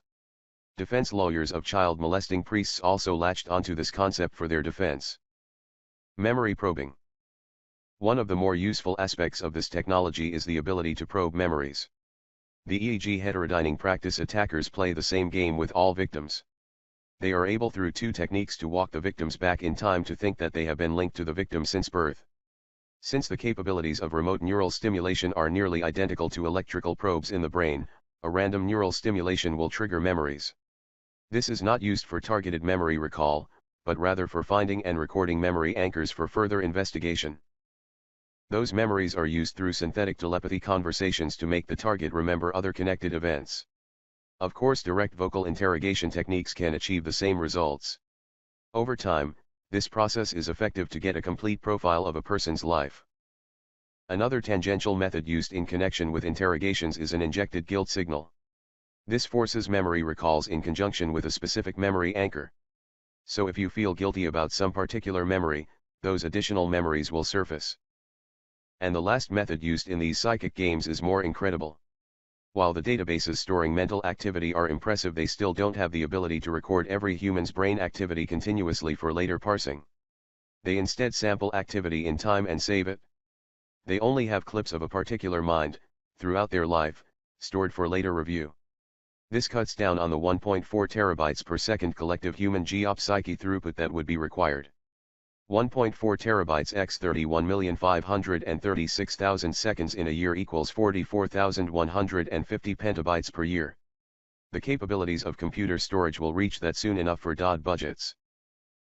So reviewing a particular target's brainwave clips allows them to appear like they have been with the subject of experiment for their entire life through demonstration of knowledge of earlier events. This brings up the topic of criminal law. Think about how we could perfectly convict crimes against other people. In the movie Minority Report, their society is able to prevent all premeditated violence. Only crimes of passion continue to be unstoppable. What a shame our government keeps this technology secret for pathetic military and spy uses. Secret Psychotronic Mind Prisons. Poem of Secret Psychotronic Mind Prisons. I am drowning in the sea of lies, plausible denial of bizarre suicides. The cowards that currently rule, kick me in the head like mule. What greater good is there than truth, triangulate on it with longitude and azimuth. Whilst I dread in my mental jail, I'll tell you my tale. It begins in the DOD archives. About a mind control tool. Discovered in my youth. While drinking a pint of ale. Secret psychotronic concentration camps. Ye shall know the truth, and the truth shall make you free. Bible, John 8:32. It is also on the CIA plaque outside Langley. What is it like to be in a mind-controlled prison? Here is one form it takes through neuronal amplification technology. Your strange attractors of thought become like black holes with their pull, and before you can even realize, you are stuck in the ruts of some else's thoughts. Errors, fears, pain, and speculations are amplified to their extreme. It is dysfunctional and not the way evolution intended it. Truly the most dishonorable, pathetic, and grotesque weapon ever conceived by the minds of the monsters on the CIA payroll. Be ashamed, be very ashamed. Your tax dollars were used to deceive you. For others it is a journey into madness, but for the majority of people it is just a hypnotic, apathetic haze. This technology allows for personalized hells for people to suffer in their own private purgatory. What is the Achilles heel of worldwide mind control, torture, and silent assassinations? I believe we can shoot these fake gods in their antennas. Poisson space and knock out the communication systems that house the killing signals. Superconductors, I believe, are the shields we must develop against their irresponsibly and traitorously directed beams of death. And of course, if we can remove the spell that Hypnos has put the American people under, we can awaken the great sleeping giant to join our battle. Comic relief. To take another break from the serious and dark issues that we face, let's look at some amusing situations where the technology could be useful. Imagine you are Cyrano de Bergerac, a chivalric duelist with a comically long nose, and you wish to woo some young lassie but haven't the game or smooth words from which to court. You could EEG heterodyne with a smooth talker and let them say the words she wishes to hear from your mouth. It is true, this can be done today. And in return for the favor, you allow the smooth talker to share in the prize, simply by extending his invitation to EEG clone your experience of making passionate love to your new bride. Hypnotic entrainment pulses. What many victims report and I experience myself is a 3.2 Hz pulsing phaser-like sound. Visit www.drrobertduncan.com to hear the sounds of psychotronic weapons. Here is a sample recorded from my equipment during the heaviest targeting. This is what I hear in my head. There are several pulsed frequencies that are heard by victims, but many can only perceive a constant synthetic Taos hum named after a town in New Mexico where the citizens suddenly got nosebleeds and heard a tinnitus while the military was testing radio frequency weapons on it. I reconstructed many of the waveforms to exactly duplicate the energy signals being perceived as auditory stimuli and was able to capture others with scanner equipment. But the most prominent one is the 3.2 Hz continuous Star Trek-like phaser warbling sound. It exactly correlates with a slight flashing perception in the visual cortex. So one hears the phaser sound as loud as a 90 dB speaker system with a stroboscopic visual effect in synchrony while in a completely silent room. There is also a 10 Hz information pulse train in connection with the visual cortex. This has been more difficult to elucidate. It seems to be the brain bandwidth of the mental impressions per second. It appears to have a sliding window in a continuous stream of cognitive messaging necessary to force synchronized brain entrainments and amplify particular neural pathways. You can think of this like a Matrix movie where only mental frames need to be presented in order to walk a brain through a perception of continuity both for visual images and pulsed audiograms. Now, when the phaser-like sounds of psychotronics, EEG heterodyning, are heard, the synaptic modulation impulses are out of sync with the target's brainwaves. Also, when the voice modulation is not heard by the victims, the other sensory controls are diminished. But when one does not hear the tinnitus-like sounds, they are strongly connected with the global human surveillance grid and perfectly aligned with their program. Here is a sample of my EEG spectral energy. Note the power in the 3 Hz line that is with me in sleep and wake states. EEG power spectrum sample. This phenomenon is likely due to Dr. Lin's, University of Chicago, description of the microwave hearing effect. That is, there is a thermoelastic expansion of brain tissue that reaches the inner ear and stimulates nerves or hairs in the cochlea. Perhaps there is another mechanism that causes audio perception of the absorbed energy misaligned with firing brain pathways. Failed binaural integration of acoustic heterodyning perceived interpretation of two signals would cause a similar phenomenon. Diagram here to explain binaural beating and acoustic heterodyning. Integration of stereo sound into the difference between the frequencies at the base of the brain. Put a sample on the website for visitors to use headphones to hear. To get a visual understanding of how pulsed audiograms or mental impressions work, tear out this encoded page. Go to the website www.thematrixdeciphered.com to grab the frame image. Print the frame image out on a transparency. Slowly slide the pulsed, phase-encoded visual message behind the grid. Your brain will make sense of it and even perceive continuous motion. Insert the phase-encoded pulsed message with a bouncing dot below it, key Vindicent Ibit, the Avenger will come or the United States flag transforming into the constitutional flag. Stupid aliens tricks. We just zapped you from the Star Wars space lasers. Did you feel that? my mentally impaired militant moron says. I feel a couple bee stings on my neck and arm. Okay. We actually just pulled a couple hairs out, but it felt like it, didn't it? The sounds of psychotronics. The walls of the mind prisons have a tinnitus and melodic-like sound to them. Most victims who are part of the denial of service attack hacking of human minds genre of experiments hear either an unbelievably loud ringing often melodic, or they hear the voice communications from the neural link, aka synthetic telepathy. When the signal is out of sync with your brain waves, the tinnitus-like sounds are heard. If you can imagine back when you were in school taking a test and someone is grinding their pencil while sharpening it, or a jackhammer is heard outside the window, you say the noise is so loud that you can't even think straight. That is exactly what electromagnetic imprisonment is like. The tinnitus or microwave hearing effect is so loud that you can't think straight. When you don't hear it, you know that that same power level is now influencing your thoughts. You can hear the handlers, or mind prison guards, as clearly as a cell phone call. This is the synthetic telepathy that the CIA has been working on for decades. Thousands are enslaved under the United States program and tortured daily for the continued nuclear research program that never ends despite how often Congress asks them to stop. Just like with torturing Iraqis and denying it, they just outsource the programs to subcontractors or create a new secret agency with new titles to creatively bypass the intention of laws. Criminals run the government now. They spy on us despite the many laws to stop that.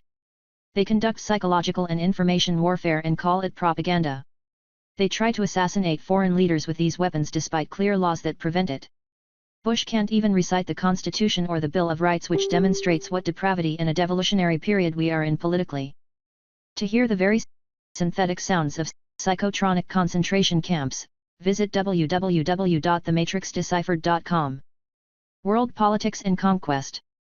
The psychotronic concentration camps are no small operation.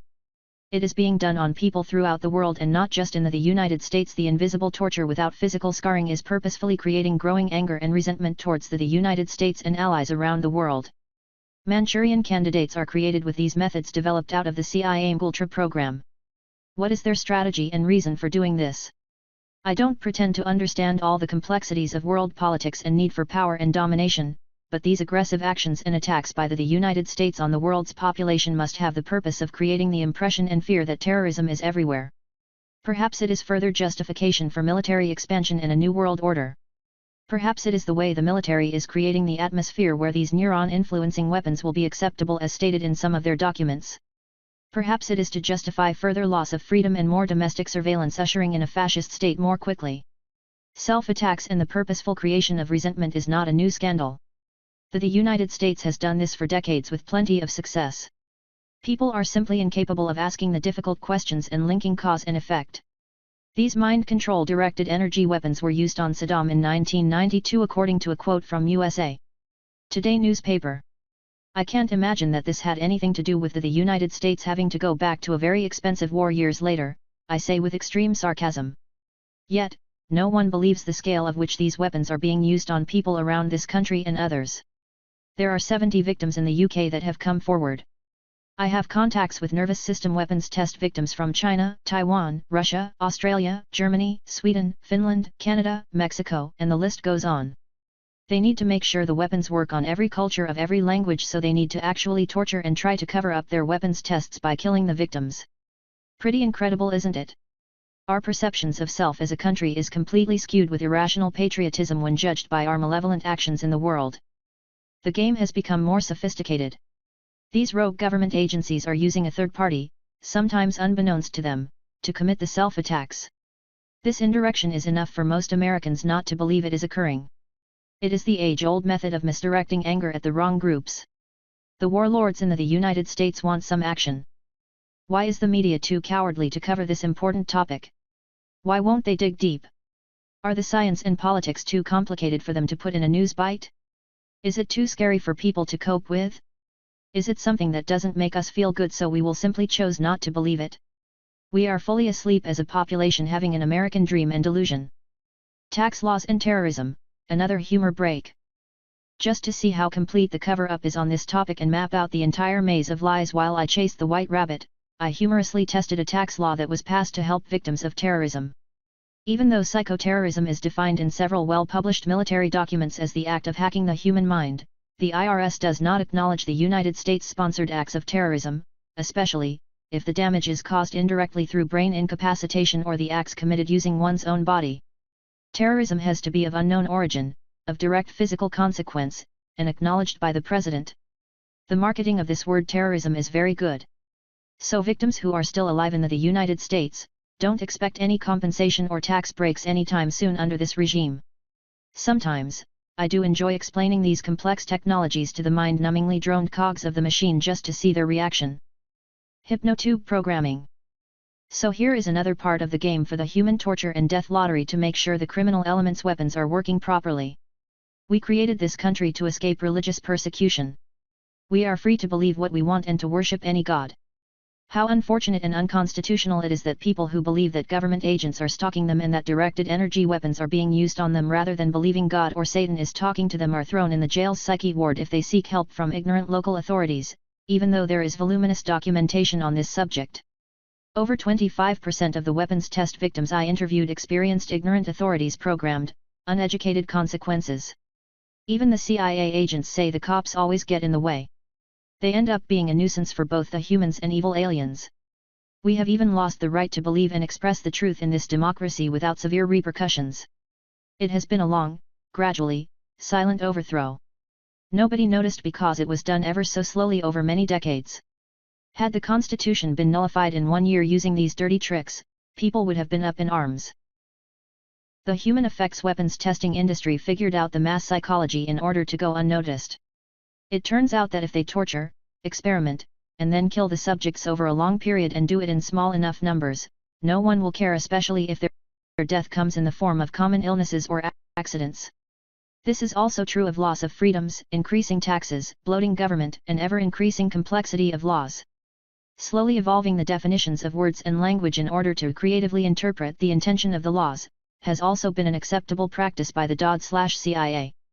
There is not a single concept in the Bill of Rights, Declaration of Independence, and Constitution that has not been overturned by these criminals now running the shadow government. It is truly amazing to watch how something like the television actually programs people. If it is their only information source, it has a strong influence. CBS was started by an ex-CIA agent. As we all know, you never leave the company. In other lands, government openly own television networks and other large industries. In the United States it is done covertly, but with exactly the same influences. Why do you think good people are pushing for campaign reforms? There is a very strong correlation between the amount of money a candidate has for their campaign and how much mind share they can garner. We move further away from a meritocracy every day. To the world you may be one person. But to one person you may be the world. Unknown. More moral and philosophical ramifications. So your brain patterns have been mapped and classified by the mind control and torture weapon system. Patterns of thoughts are injected or transmitted by the microwave transmitters whose signal reverberates in your skull, the head echo effect as it is slyly termed. It is the patterns of information that contain consciousness.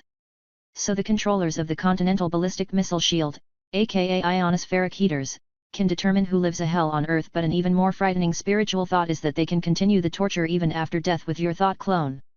Your clone is just bits of information that they have been classified as your brain patterns. Is this simulation your kindred spirit? The torture simulation of your brain's electrical signals can continue to play even without the flesh that houses the memories. Do you have a moral obligation to save your digital self from continued torture? If it were you being tortured, would your digital self try to save you at all costs? It is fair to use the word evil in this context, I think. Hard to be proud that this is how the United States is using its secret weapon.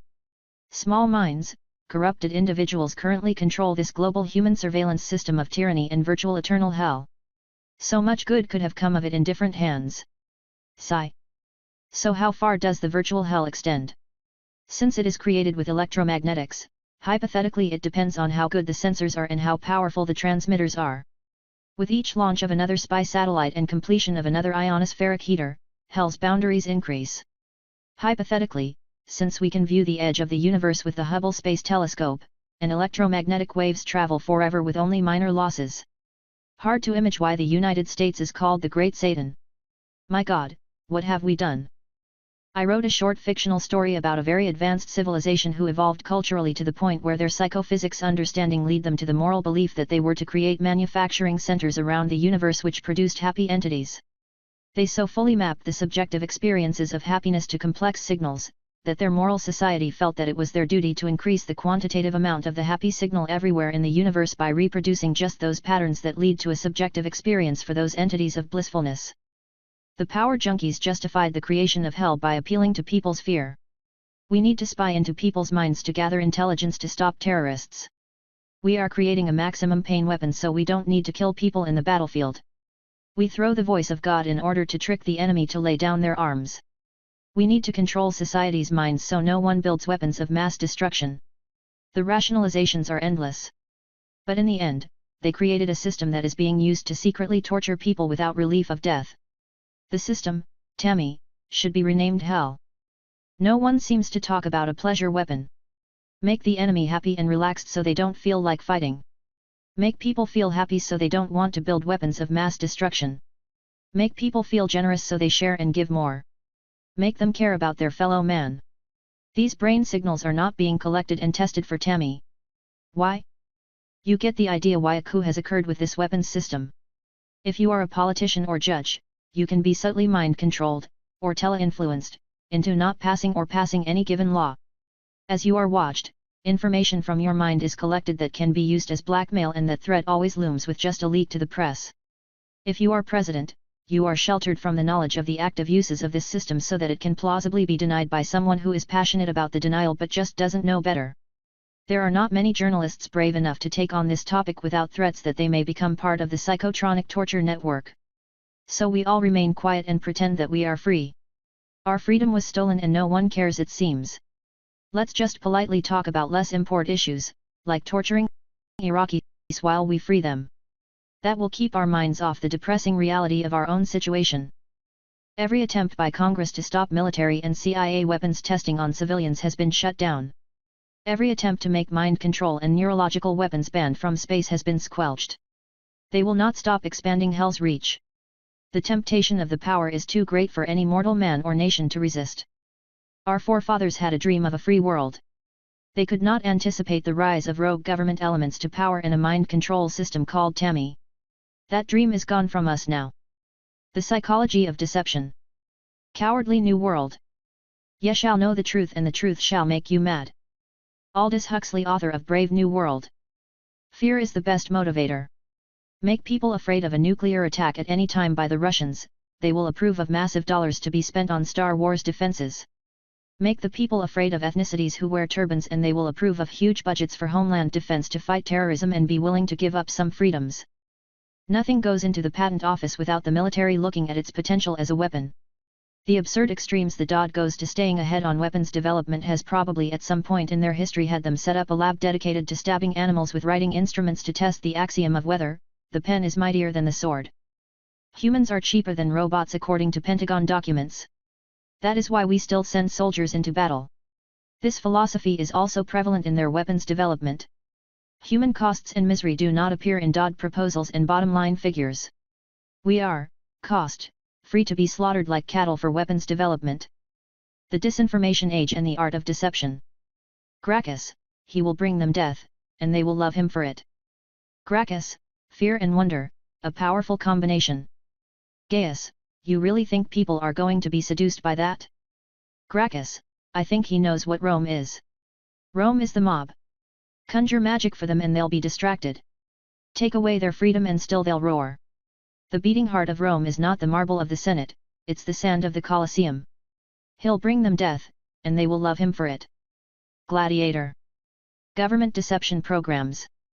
INSCOM is the division that furthers strategic deception and has been hard at work with the UFO and paranormal research communities. Uncle Sam wants you, stupid and ignorant. President Clinton was apologizing for military/CIA experiments conducted on black people on whom were unknowing participants in a syphilis study. They were purposefully not treated to observe the progression of the disease. 26 died. Similar experiments were done with herpes and other diseases. At the same time Clinton is apologizing for other presidents who did not leash their dogs of war. He and his military were involved in ramping up human torture experimentation trials with nervous system disruptor weapons. Similar episodes occurred with Bush Sr. and Jr. It is the American way to experiment, torture, and kill randomly selected citizens to keep up with military weapons statistics data and then have presidents apologize when the information is released 20 to 30 years later. Nothing will change, and we should come to grips with it as a nation. This is the unspoken death lottery the military holds because they aren't smart enough to come up with other solutions. We have to do it because the Russians are testing remote control heart attack weapons. We must sacrifice a few to understand the weapons' capabilities, is the softly spoken military view. What it is to be American. This book has been translated into 12 languages. If you are lucky enough not to be American, when I use the word we I mean us Americans. You are probably already very aware of the two faces of the United States, the words we propagandize through media and politicians, and the shadow government that creates wars and rationales for them. The military even greatly influences our politicians and media. We teach our kids how to kill at an early age with mostly guns as toys in our stores. We are one of the most violent and militant cultures in the world, as can be seen in our movies and murder rates. Other countries should fear us as we are the sole superpower, and have clear intentions on expansion of our influence. Other countries would be well advised to hold secret meetings to partner and balance the power. And I offer this advice for those lucky enough to be patriotic flag-waving ignorance like I was only 2 years ago. Enjoy the delusion and pray your number or loved ones are not the next to be drawn. Showing support for an ideal is good, but supporting a facade system that has taken those same colors will help destroy those very ideals.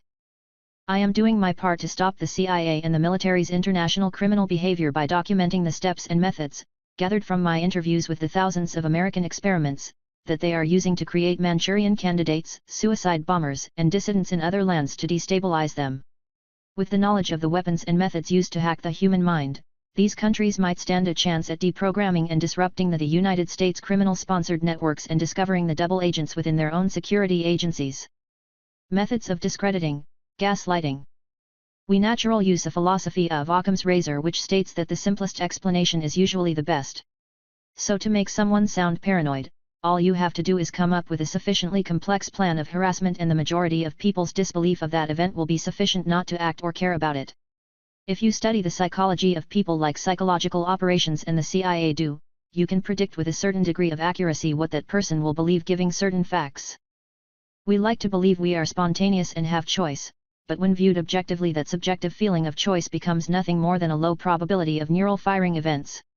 When people describe their decisions, they often say I had no choice.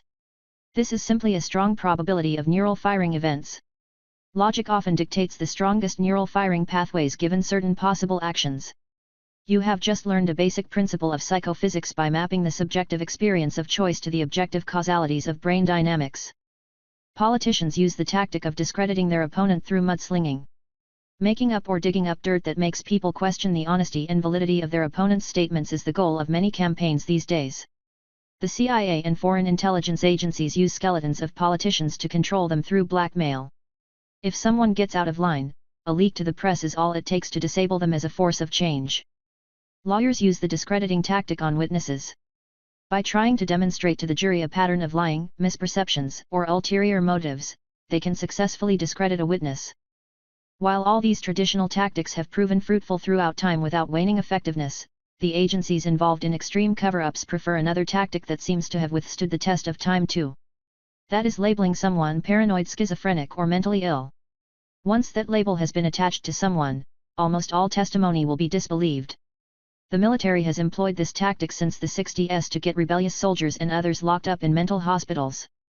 But since the weapons testing of neurological disruptor technology has begun on the general population beginning in the early 60s and then stepped up to full throttle in 1976, the scope of what is considered mentally ill had to be reprogrammed into a broader definition for the general population.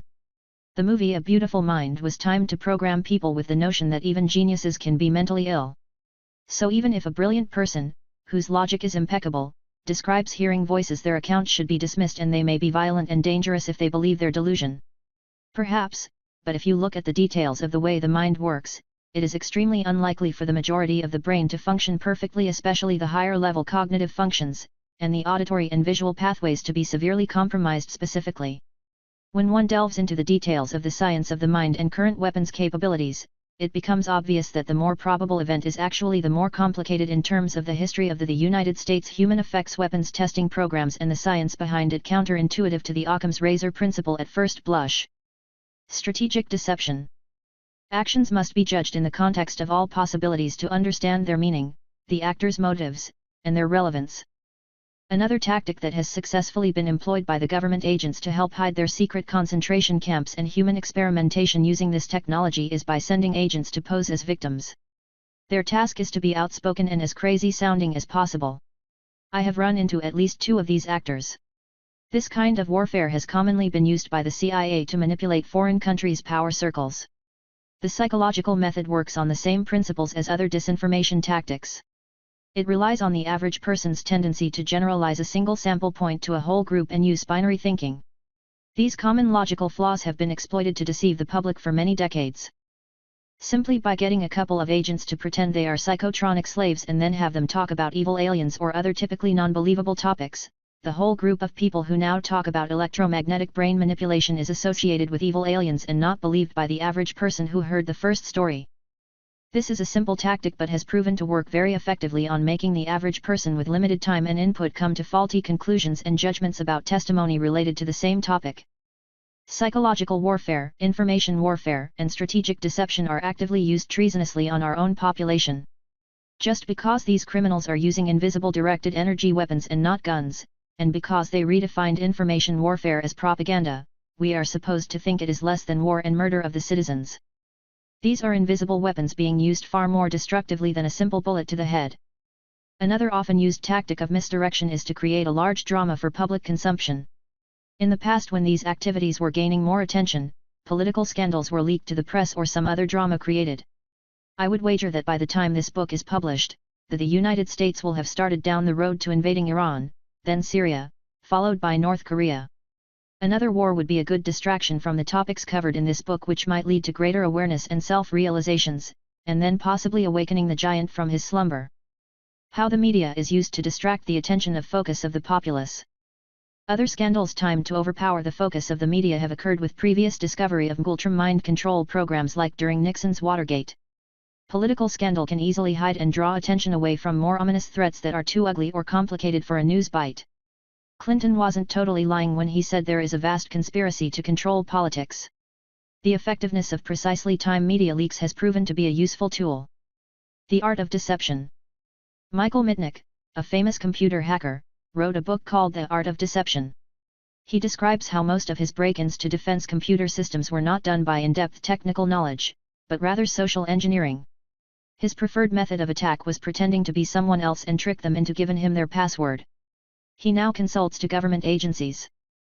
The opposite set of techniques are frequently used by the intelligence community in their domestic missions. Pretending to be cops or FBI or some other profession is extremely useful to getting things done. The psychological methods used are confidence games. A lie will more likely to be believed if it is backed by lots of details. I had my class work on creating Googlisms as an exercise in this type of belief manipulation. An example of a Googlism can be seen by typing in the words, "miserable failure" into the Google search engine. The first link is a biography of President George Bush. While I am not saying that may not be the truth, it certainly is an opinion that could be made into common belief with enough advertising and mental impressions onto the population. Wizard of Ounce. The CIA has a style of interrogation that they call Wizard of Ounce. It is supposed to disorientate the subject. It requires intense role play like good cop bad cop. They act stupid as if they don't have a brain. They are vicious like they don't have a heart. And they act paranoid and cowardly with no courage like in reality. The other style of interrogation they use both in the EEG heterodyne mode or in person they call Alice in Wonderland. They set clocks again and keep the subject awake for days. They induce electromagnetically or with LSD skewed perceptions, visual and audio slanted perspectives. They test these on the American public and the world. This is part of the script to chase the white rabbit down the maze of lies. Ponzi schemes. So put a CIA-paid disinformant posing as a mind control victim and give them some airtime to really sound crazy.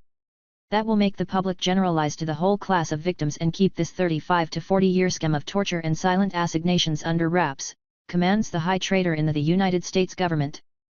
Discrediting methods. The method. The method, as they call it, a psychological tool used methodically to cover up top-secret technology and military abuses, has been exceedingly successfully exploited for decades. Psychlops, Psychological Operations, specializes in these techniques, always in production worldwide. They seed the population through popular TV shows, movies, and magazines with references to some truth they are worried will cause common belief, but in a context that discredits that idea very thoroughly. The X-Files is an example of this. So is the movie The Matrix. Put the science fiction technology and government abuses in a metaphor and most will assume it doesn't exist. Sprinkle in some aliens, psychics, and presto, every idea presented is assumed to be absurd. This psychological trick works well because most people tend to be black or white thinkers. I have extensively studied this method through tracking of the disinformation websites used to flood and obscure the truth on this topic. They have not changed the formula for decades. I still want to interview the Wachowski brothers and Ms. Stewart, the writers of The Matrix, to find out how they got such an accurate metaphor for the capabilities of RHIC and EEG heterodyning technologies. Was the story EEG heterodyned into Ms. Stewart so that it would be used to discredit the technology as science fiction by Hollywood, or were they given an anonymous script by a CIA agent? Additionally, I want to know what inspired the writers of The X-Files. If you listen to the hidden track on the X-Files album, they speak about cloning and cataloging operations and orders taken from a man named Strugold. EEG heterodyning has also been called EEG cloning. The CIA has been cataloging the variations of brains for decades for the personality profile database that I was told by B.F. Skinner in class was kept in Colorado. Strugold was a US/German scientist who died in the 70s involved with psychotronic research. Finally, the last important movie used to seed the popular beliefs of the masses was The Beautiful Mind. It is a story how a genius Nobel Prize winner, Nash, became paranoid schizophrenic but at times dangerous because of his delusions. This programs the average person to accept that smart people can go insane and think the government is stalking them. These three movies alone set the stage for stepping up the EEG cloning experiments and torture weapons data collection starting 1996, where a dramatic increase in the number of psychotronic victims began to occur until present. The 1963 series of The Outer Limits did the same thing for that generation of Americans. Confuscation techniques. Flooding the mind space with conflicting information. Using internet, books, and strategic leaks and placed agents of deception in editorial positions or Hollywood. Confusing the victims, so that their own testimony promotes misunderstands. Increasing the complexity of the story significantly. Using absurdity and the bizarre. Promoting false conclusions and bad science.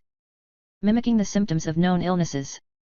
The United States Army psychological ops pay and publish false articles in the Iraqi newspapers. Standard techniques to change the minds of the masses using unethical anti-democratic principles. Rewriting history. How easy is it to rewrite history? We know that the victor in war writes the accepted version of it. How does information and how do facts flow from primary sources to widely distributed history textbooks taught to the children in public schools? The sociological study of these questions reveals a type of brainwashing of our society. There is virtue in the importance of being honest with ourselves and our history. Making our children feel proud to be American is important if it is deserved. Having them recite the mantras of the Pledge of Allegiance every day in grade school might help with their sense of community later in life. Before every sporting event, we stand and listening to the American anthem as adults. There is resemblance of the psychological technique called psychic driving and mindless recitation of words that we should be aware of so as we are not unduly influenced. Describing how the Native American Indians were slaughtered and how we devalued other humans to turn them into slaves is described in history textbooks given the magnitude of the atrocities. However, this long tradition of human abuses has yet to end in American history. Our government just gets better at covering it up. The grotesque human experiments, which were conducted on tens of thousands of randomly chosen citizens for weapons testing data, are not mentioned in any history book that I can find. It is being removed from the collective awareness of our country so that it can continue. Secret censorship. Another disturbing phenomenon which I encountered during my 2-year investigation into government improprieties and criminal behavior was the systematic removal of important books from libraries and circulation across the country. I was told by a CIA expert who follows and analyzes their constitutional crimes on Americans, that anyone who says a negative thing about Scientology will be nuisance sued, have their lives systematically destroyed, and the publication will disappear from all libraries and newsstands. I have a different theory. There appears to be a mild connection between CIA mind control, EEG heterodyning, and Scientology. A former member published a book on it. When the experimentation began on me, I received 2 copies of a Scientology publication on death doctors and mind control without a postage stamp in my mailbox 2 weeks in a row. I liked the articles, but they failed to mention that most of the death doctors who they describe as being behind the creation of the rise in terrorism were CIA funded. Several other victims say they found themselves pressured to join Scientology out of the blue when their victimization started. I don't believe Scientology as an organization is connected directly with any of it. All organizations that are cultish as viewed by the government, are closely watched and infiltrated. And certainly given the power and influence Scientology has with so many rich, famous people, the organization could pose a potential threat to the government. So, a tactic that the CIA is famous for is to redirect suspicion and anger towards the threatening group. I believe that this is what is happening to Scientology.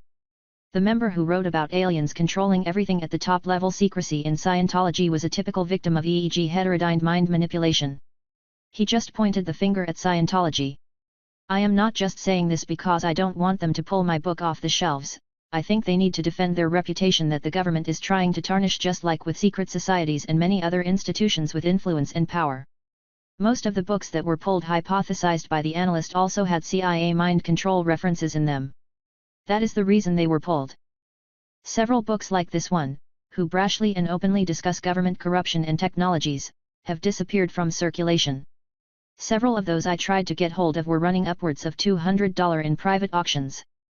Secret societies. One of my professors who had Bill Gates in his class while he was writing Microsoft DOS or BASIC would tell stories how he would sleep through most of class with his head down on his desk and occasionally raise his hand to answer a question where he would inevitably say, "What about microcomputers?"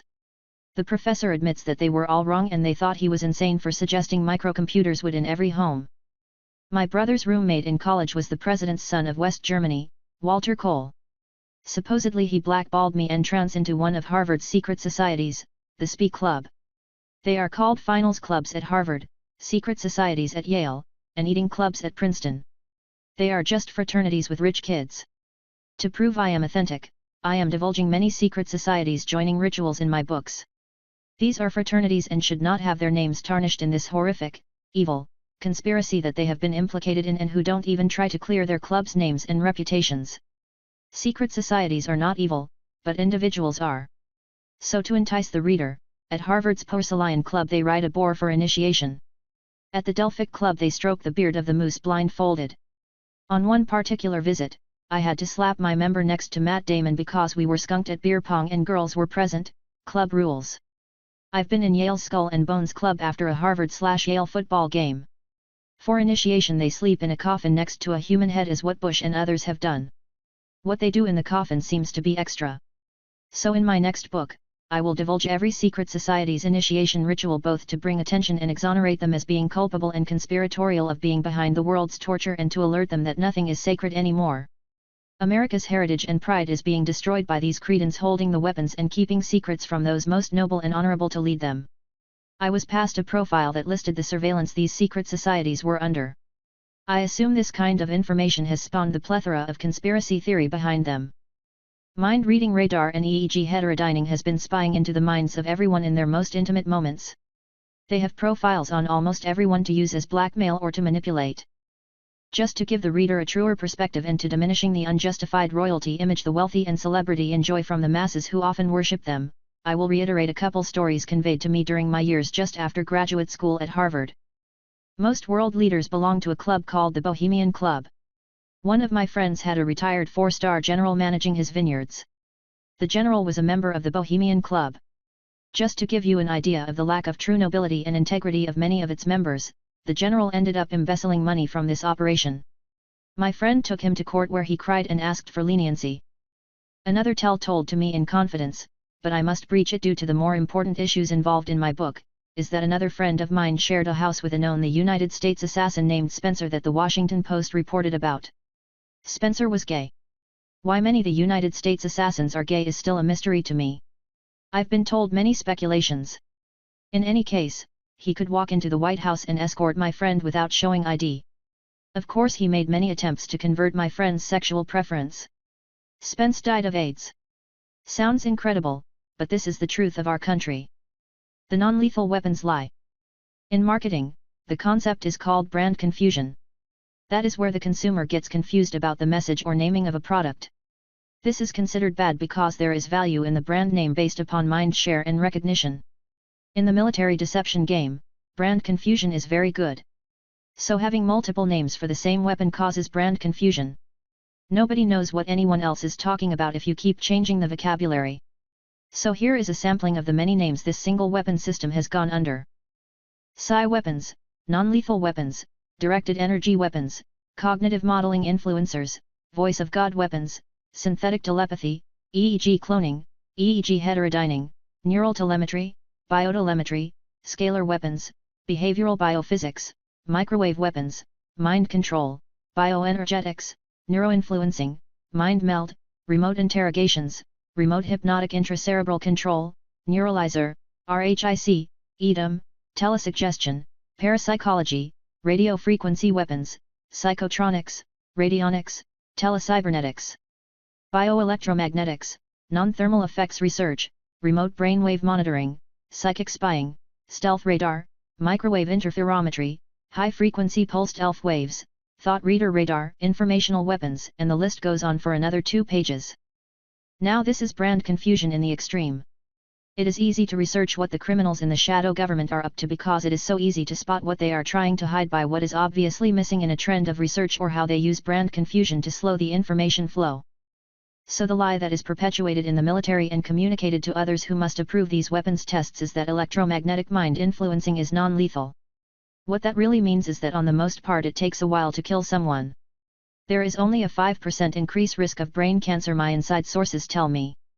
That is on par with cops that use speeding radar emitters increased rate of testicular cancer. It isn't all that significant. The lethality of the EEG heterodyning and directed energy weapons testing comes in very different forms.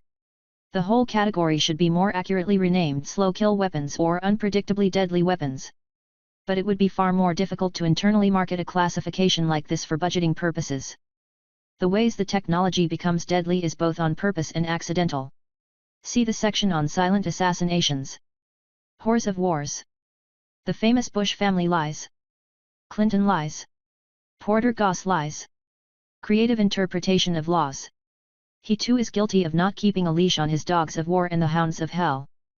Using dupe public relations personnel to lie. Caveat emptor, buyer beware. Carefully constructed and thoroughly thought out psychographic maps of buyer behavior are constructed by the most sophisticated marketing companies in world like Procter & Gamble. The goal of all marketing is to get to yes. Its goal in a capitalist framework is not to impart well-rounded truth so a buyer can optimize the maximum utility for him/herself.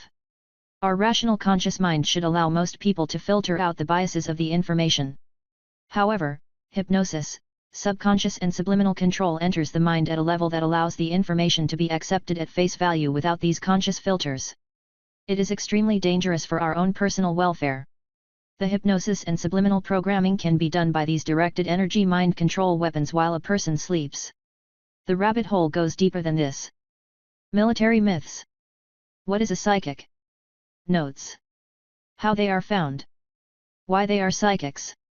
Chemical messengers versus electrical. Versus easily hypnotized. The word psychic is also used as a joke amongst the cloners.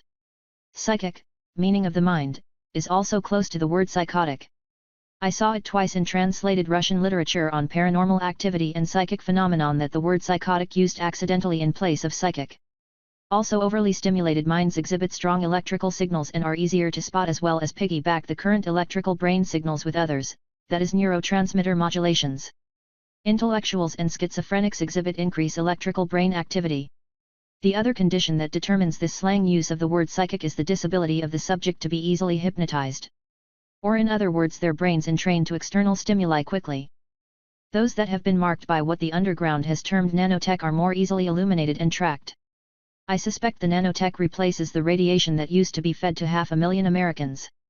I would like to exhume the bodies of several victims to try to identify with an electron scanning tunneling microscope what the nanotech really is that supposedly is found in the cerebral fluid throughout the brain. If it exists at all. It would be a somewhat lame weapon if a battlefield had to be sprayed with aerosol nanotech before EEG heterodyning weapons could be used. Remember that the biocommunication signal piggybacks normal brain activity and needs to modulate existing neurotransmitter releases. So more neural activity, more strongly the biocommunication neural link is. This is why psychotics are often the targets of choice for experimentation. Channelers. All the world's a stage, and all the men and women merely players. Shakespeare. As you like it 2/7.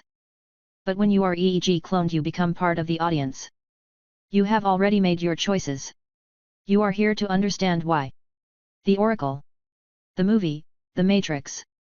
One psychic phenomenon that is relevant to psychic warfare and EEG heterodyning is the classic channeling of spirits beyond the grave.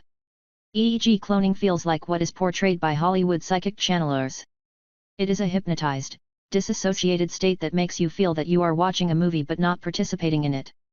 The reason for this subjective feeling of disassociation while fully cloning someone else's brainwaves is due to the psychophysics phenomena of choice. If one has no choices of how their electrical brainwave patterns proceed because there were few decision nodes that were close to the firing threshold, they will not subjectively experience choice and feel like they are not participating in any decision. This is how the subjective experience changes, all due to the neuronal firing probabilities.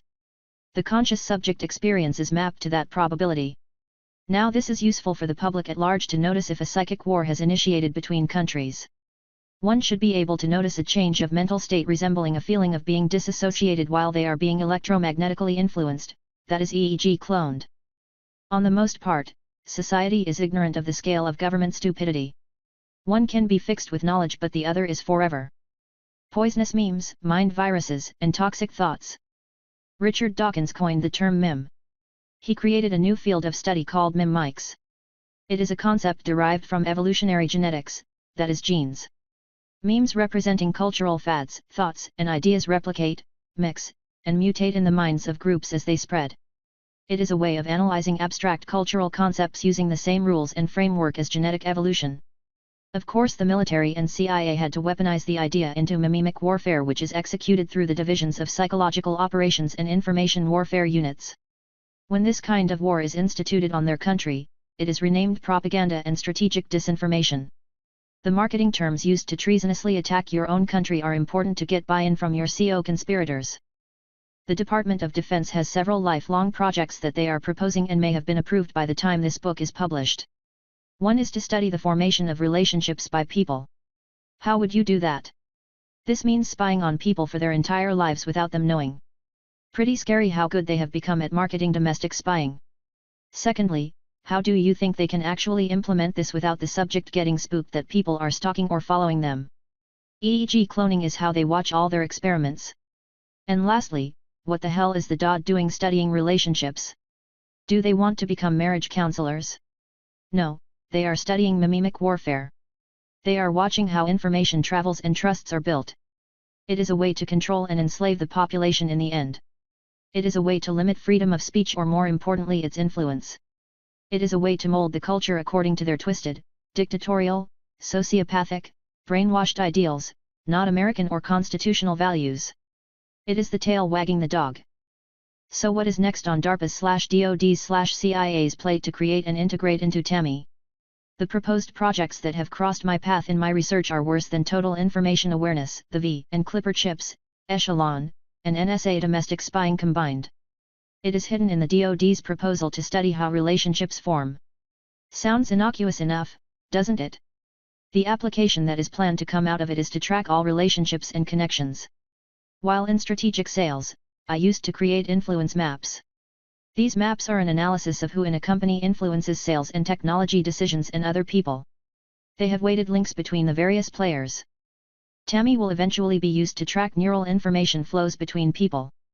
Once this happens, the matrix of deception will be complete and the free world will be lost and replaced by an illusion acceptable to most. At the highest level, this program will allow the operator to click on a person, either his or her neural profile, location, or name, and display a 3D mesh of interrelated people and the strength of their relationships. The links are displayed in proportion to metrics like the number of emails, phone calls, remember the NSA phone database, letters, or face-to-face conversations they have had. TAMI can automatically keep track of people's proximity to each other and determine whether a conversation is occurring from the back-and-forth verbal exchange pattern. This way, information leaks that may wake a larger portion of the population up to the fascist takeover, can be silenced through a number of methods ranging from disinformation intervention, subliminal neural influence and reprogramming, to plausibly denied natural deaths in the extreme. Sketch of 3D rotatable multinodal relationship maps. How far has the study of mimic and information warfare gone? When the Pentagon was setting up the Psychic Warfare Unit, they recruited the worst prison inmates from around the country back in the 70s. Why would you do this? By finding the scum of the scum, the worst subhuman creatures on the planet, they were testing a new kind of warfare. TAMI, thought amplifier and mind interface, is being used to amplify and multiply these toxic minds onto other people to see if they become violent or self-destructive. Interesting weapon indeed. This is truly the definition of a mind virus. To bring it back to the movie The Matrix, Agent Smith becomes a virus replicating his destructive persona on anyone he comes into contact with. You can imagine the kinds of economic espionage this weapon would have on a culture. Strange that they are also conducting economic espionage on the United States for these large tests without the Secret Service being the wiser. During one of my searches through information warfare documents, I came across the strange strategy of making an enemy search down a seemingly endless path of misinformation. I thought this to be a strange kind of warfare and wondered how it could be implemented. But I discovered it is being used on test victims. All victims go through the same research process to try to figure out how their brain waves are being modulated. Inevitably they go to the internet to search for mind control weapons. It will lead you to Bearden's websites, which are all in the top 50 hits. Here the discussion takes on the form of scalar waves and Russian weapons. Strange and mystical like pseudosciences are introduced where interfering electromagnetic waves and photons get new bizarre qualities when they meet and cancel their fields out. This is not a mistake. I immediately recognized it to be an example of information warfare on the victim community. Who else reads this stuff? It takes you down an endless maze of crazy physics and tells a technology of free energy that no one will acknowledge in Western science. Scalar waves, which is just a special case of interferometry, can be used as a stealthy radar technique like what was used on the United States Embassy in Moscow. But the research doesn't say that, it talks about purposefully misleading things in the absurd. The military is conducting information warfare operations on the United States public. You will find that nearly all ex-military connected researchers in this area are misinformation agents. Anti-gravity waves is another example of this misinformation campaign. When the photons fields exactly cancel each other out, some scientists refer to the resulting beam as gravity waves. Photons have momentum, or E equals mc2, which means energy even if not measurable has mass. So yes, one could say that scalar waves are gravity waves in essence. But momentum of a photon is its energy divided by the speed of light. It is ridiculously small to be useful as a repulsive gravity beam device, as some Russian scientists claim. Apparently the Russians are very involved in the scientific espionage game too. Superconductors will create reflected gravity waves from any incoming M source because they create an opposite electromagnetic field to cancel and exactly oppose M beams. So the CIA/DOD has created a true mind virus. This is how it works. When they choose a target to be silently assassinated and ultra tortured, they use a set of scripts that have worked in the past to confuse targets and make them look crazy. These scripts evolve depending on the beliefs of the target. At each branch of the growing base of knowledge and understanding, errors of logic are interjected in the mind meld. Other sources support the slightly illogical conclusions that targets reach. You will have other people talk about their alien abduction. You will find the misinformation supported on the internet under strategic keywords. While the victim tries all the possible routes of understanding, the mind virus hive is collecting the false ideas that person comes to and tries to amplify that line of thinking. They are also collecting any new paths of thinking to be added to the collection of misinformation scripts to be used on other people. This is a mind virus. It replicates and destroys minds. It needs TAMI and an army of broken minds to be really effective, but the information virus can replicate through tradition information streams too. There is evidence that perhaps this isn't just an exercise anymore. Both the TWA Flight 800, Waco, and the Oklahoma bombing investigations were botched, and many experts involved in all these investigations said that the wrong conclusions were found. Mimemic information warfare would account for this, assuming no blatant corruption in the chain of command occurred. The balance between good and evil might be equivocated to the imbalance of virtuous memes versus selfish ones. The meme selfish gene generation would be an example of an imbalance occurring between the survival advantages of altruistic ideas that benefit the whole and selfishness which benefits the individual at the expense of the whole.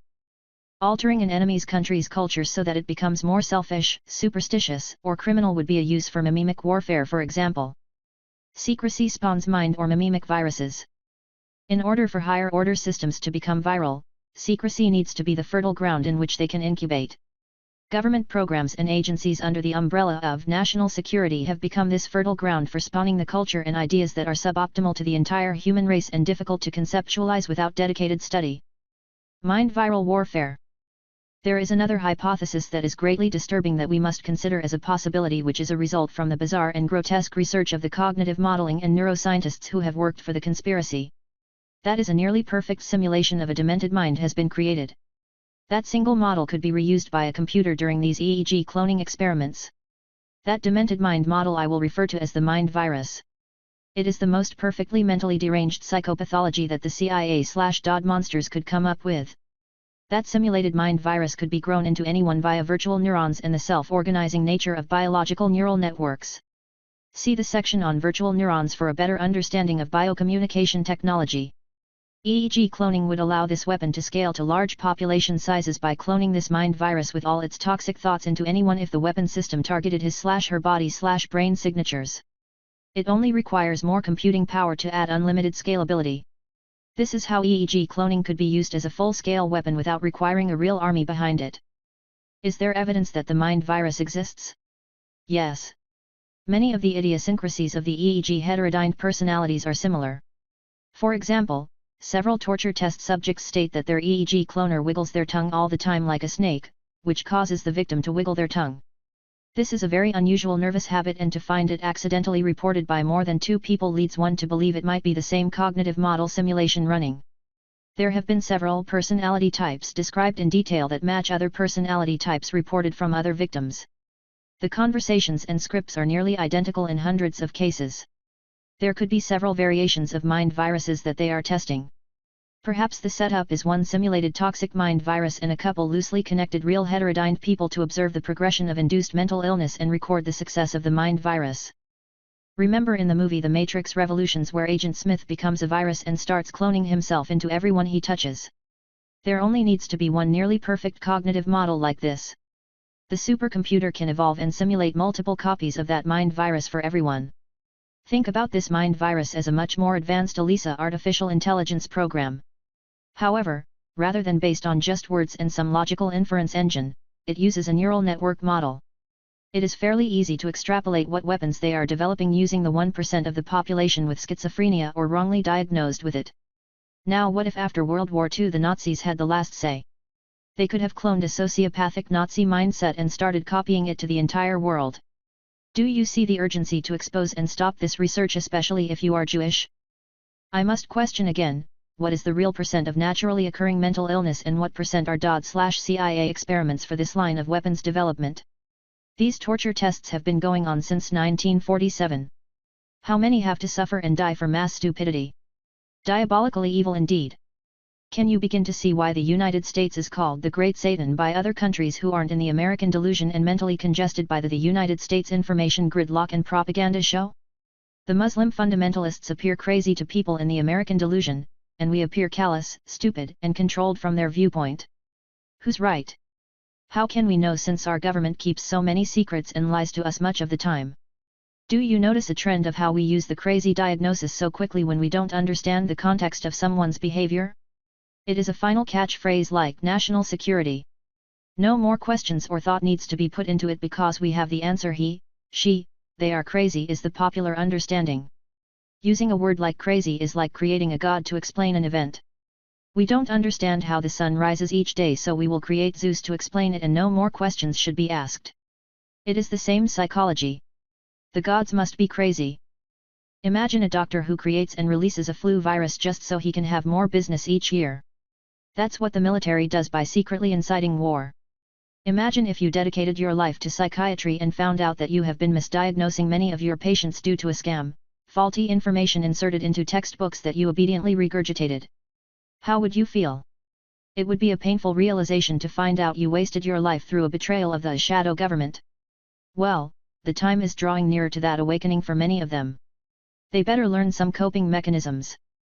So what do you do to a president who commits and participates in high treason according to the laws of the country? Some investigators contend there is a Nazi link to the Bush family.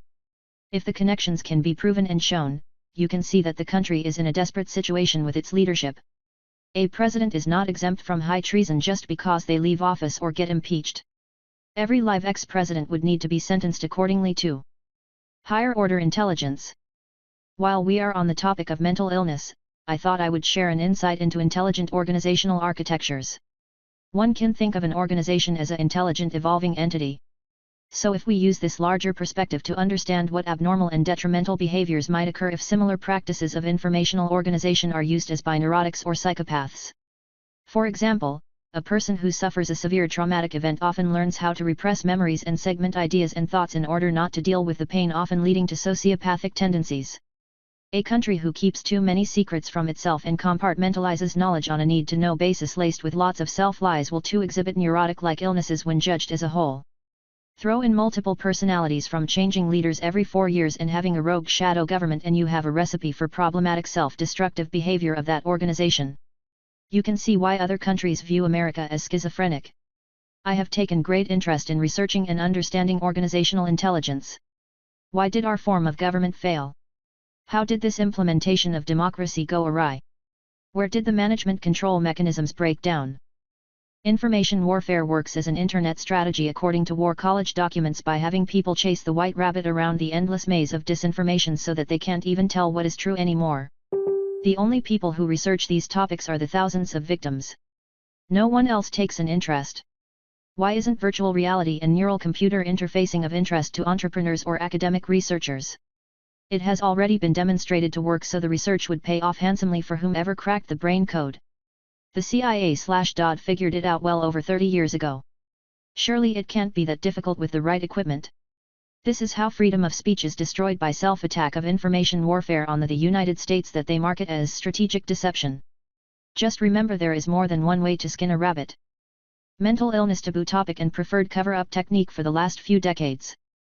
The most amazing discovery I found was in trying to find the statistics of how many government drug and directed energy mind control weapons victims there were in the general population of classified schizophrenics. To my surprise, over half of the patients at one hospital believed they were victims of government experiments. Being a torture test subject myself, I have to believe them. It is an epidemic so well concealed by mass programming. I would not have believed what I am saying just 2 years ago. I had a friend about 5 years ago that began to become paranoid and believed that government agents followed him and an ex-boss was paying people to stalk him. This is the typical script as documented in several CIA programs released through the Freedom of Information Act. I assumed he became paranoid schizophrenic, and like what many people do, I wanted to distance myself from him. So one day when he emailed me, I copied the logo of the NSA off of their website and sent a message back to him saying that this account has been confiscated by the NSA as a joke to make him more paranoid. Bad karma. Who knew that several years later it would happen to me? I had another friend who went to Harvard and then Wharton Business School who participated in a government program that injected some sort of radiation into him for a brain imaging study. He needed the money to pay for college. The radiation was not supposed to be that damaging. Several years later, we thought he lost his mind. He said he spoke to God, and in 1 week changed from an outgoing lascivious type, to a hardcore born-again Christian. My friends and I thought that he lost his mind. Now, it has happened to me. Our group has dwindled as each of us gets picked off as the years progress. I can explain what happened to my friends now in scientific, historical, and current political terms. So, reader, if you think my account is an isolated event and you don't feel like you should do anything, it is merely a matter of time. This is how Nazi Germany went as far as they did. Everyone stood by in disbelief as they heard the accounts of the evil deeds, and because of the incredible mass scale and excessive brutality, people were unable to accept the accounts as being completely true. The same strategy is being used again, but by the United States on its own people. No one will stand up, believe, or even think about that the taboo topic of mental illness might be a cover-up, just like how the government used what they called retarded children in their radiation experiments for 30+ years. I believe that the term radiation has been purposefully confused in much of the literature. The word radiation is used to describe 2 different kinds of energy release. Classical use of the word radiation means that an alpha particle was released like from uranium. But an acceptable use of the word means electromagnetic radiation, which is just photonic energy, that is directed energy radar. These are possibly more word games and brand confusion techniques of the traitors conducting informational warfare. Propaganda, word games. The United States military leader in an article called, "The Mind Has No Firewall," coined a term called psychoterrorism. It means terrorizing citizens with psychotronic weapons. Guess what they are doing to thousands of Americans and others in NATO countries? It is nothing less than federally sponsored terrorism. They prefer to call it weapons testing though. Precise language is important in communicating ideas, and more importantly it reveals how the communicator changes language for their intention. The word terrorism is a perfect example. Break down what this marketing term means. It means guerrilla warfare and to terrify the populace. How do you distinguish it from normal guerrilla warfare? Is trying to destroy the Pentagon and hurt the financial center at ground zero really terrorism, or just very strategic targets to take out your enemy? Who benefits from the population being frightened? Paranoia favors government in rallying the people's support for a fight. It does not favor the other side. They could have killed more people by going to a football stadium with machine guns at the exits. They are trying to stop a system, not kill the citizens, just as we are in Iraq. The word was coined as propaganda by those that are most threatened in order to garnish support for their cause. Another phrase that has more meaning now than it did when it was coined is living the American dream. We are allowed to create a myopic worldview for ourselves. We can be sheltered from knowing or caring about the hardships of the rest of the world. We don't even have to care about our neighbors anymore. Selfishness and the me generation currently rule. The mass news media and Hollywood will help create the American delusion for you. You can live in happy bliss ignorant of politics, corruption, and other pesky concerns. Replace the bigger questions and concerns with the immediate ones, like where is the nearest Starbucks and when do I get a raise? How I reminisce about the simple life, and on occasion I wish I could be reinserted into the Matrix, the American delusion. But I carry the burden of knowledge, and with that responsibility to educate and motivate the 300 million people into action, a force that is unstoppable if they would just be told the God's honest truth about the secrets which the Pentagon holds from them in both technology and strategy. The populace would have a very different opinion than what is fashionable now if they knew and believed the truth of the larger picture. What I would like to clarify is the vocabulary surrounding this relatively new breed of weapon called EEG heterodyning. It has so many misnomers and misdirections surrounding it in literature.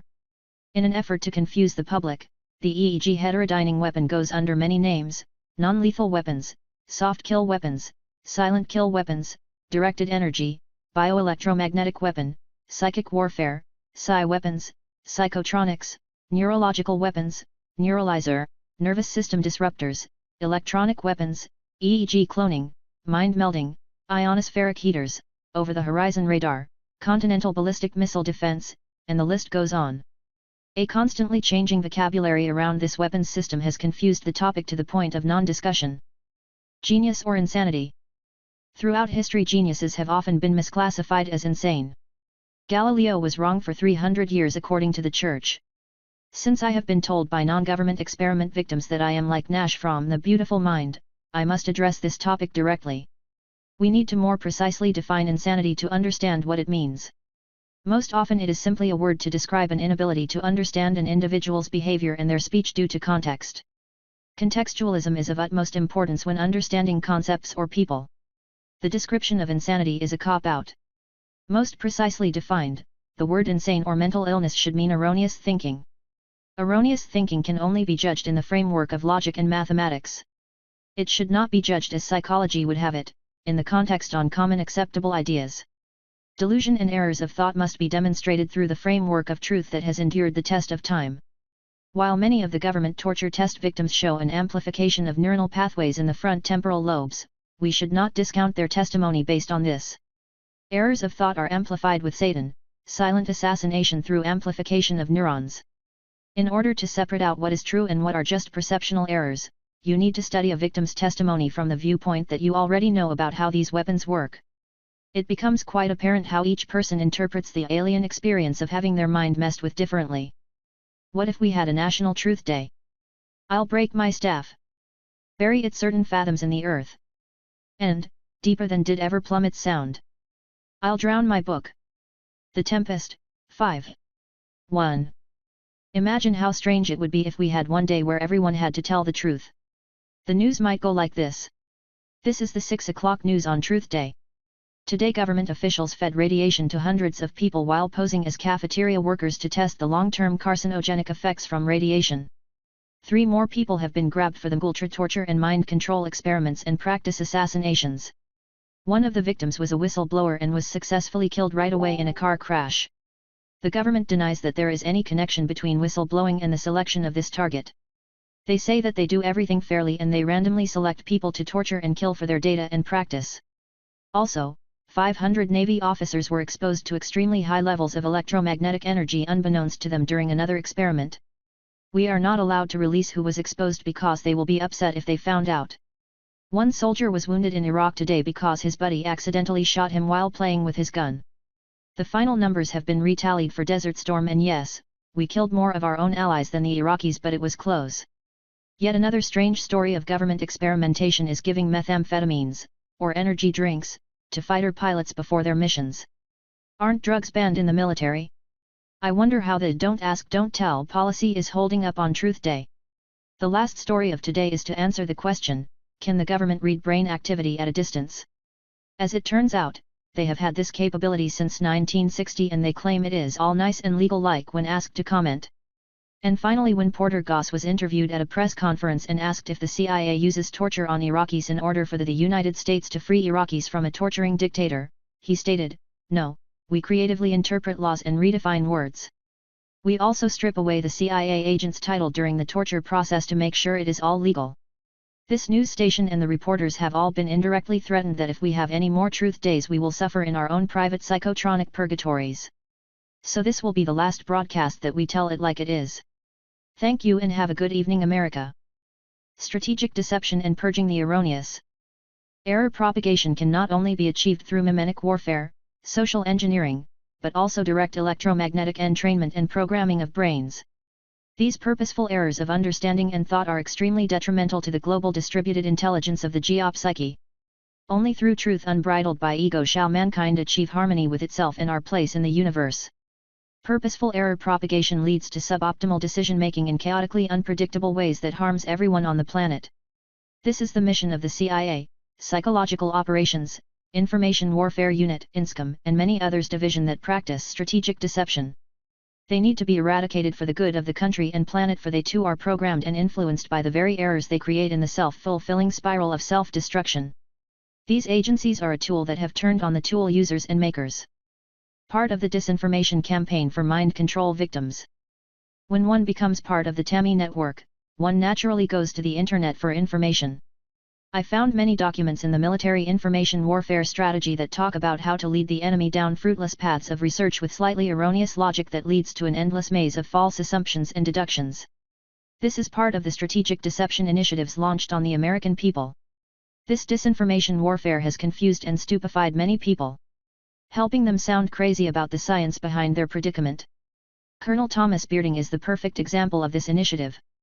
He invented the concept of scalar waves and weapons that he warns the Russians possess and the United States scientists know nothing about. He talks about weather and earthquake weapons and zero-point energy. He has a good education in physics, so I can't come to any other conclusion than he is a disinformation agent or a victim of menticide. All his theories are so purposefully skewed. Since he talks about mind control and then discusses all these ridiculous scientific ideas about free energy, faster than light information propagation, and electromagnetic vortexes, the mere idea of mind control weapons is also put into question. This is the classic method of discrediting a topic. Disinformation streams.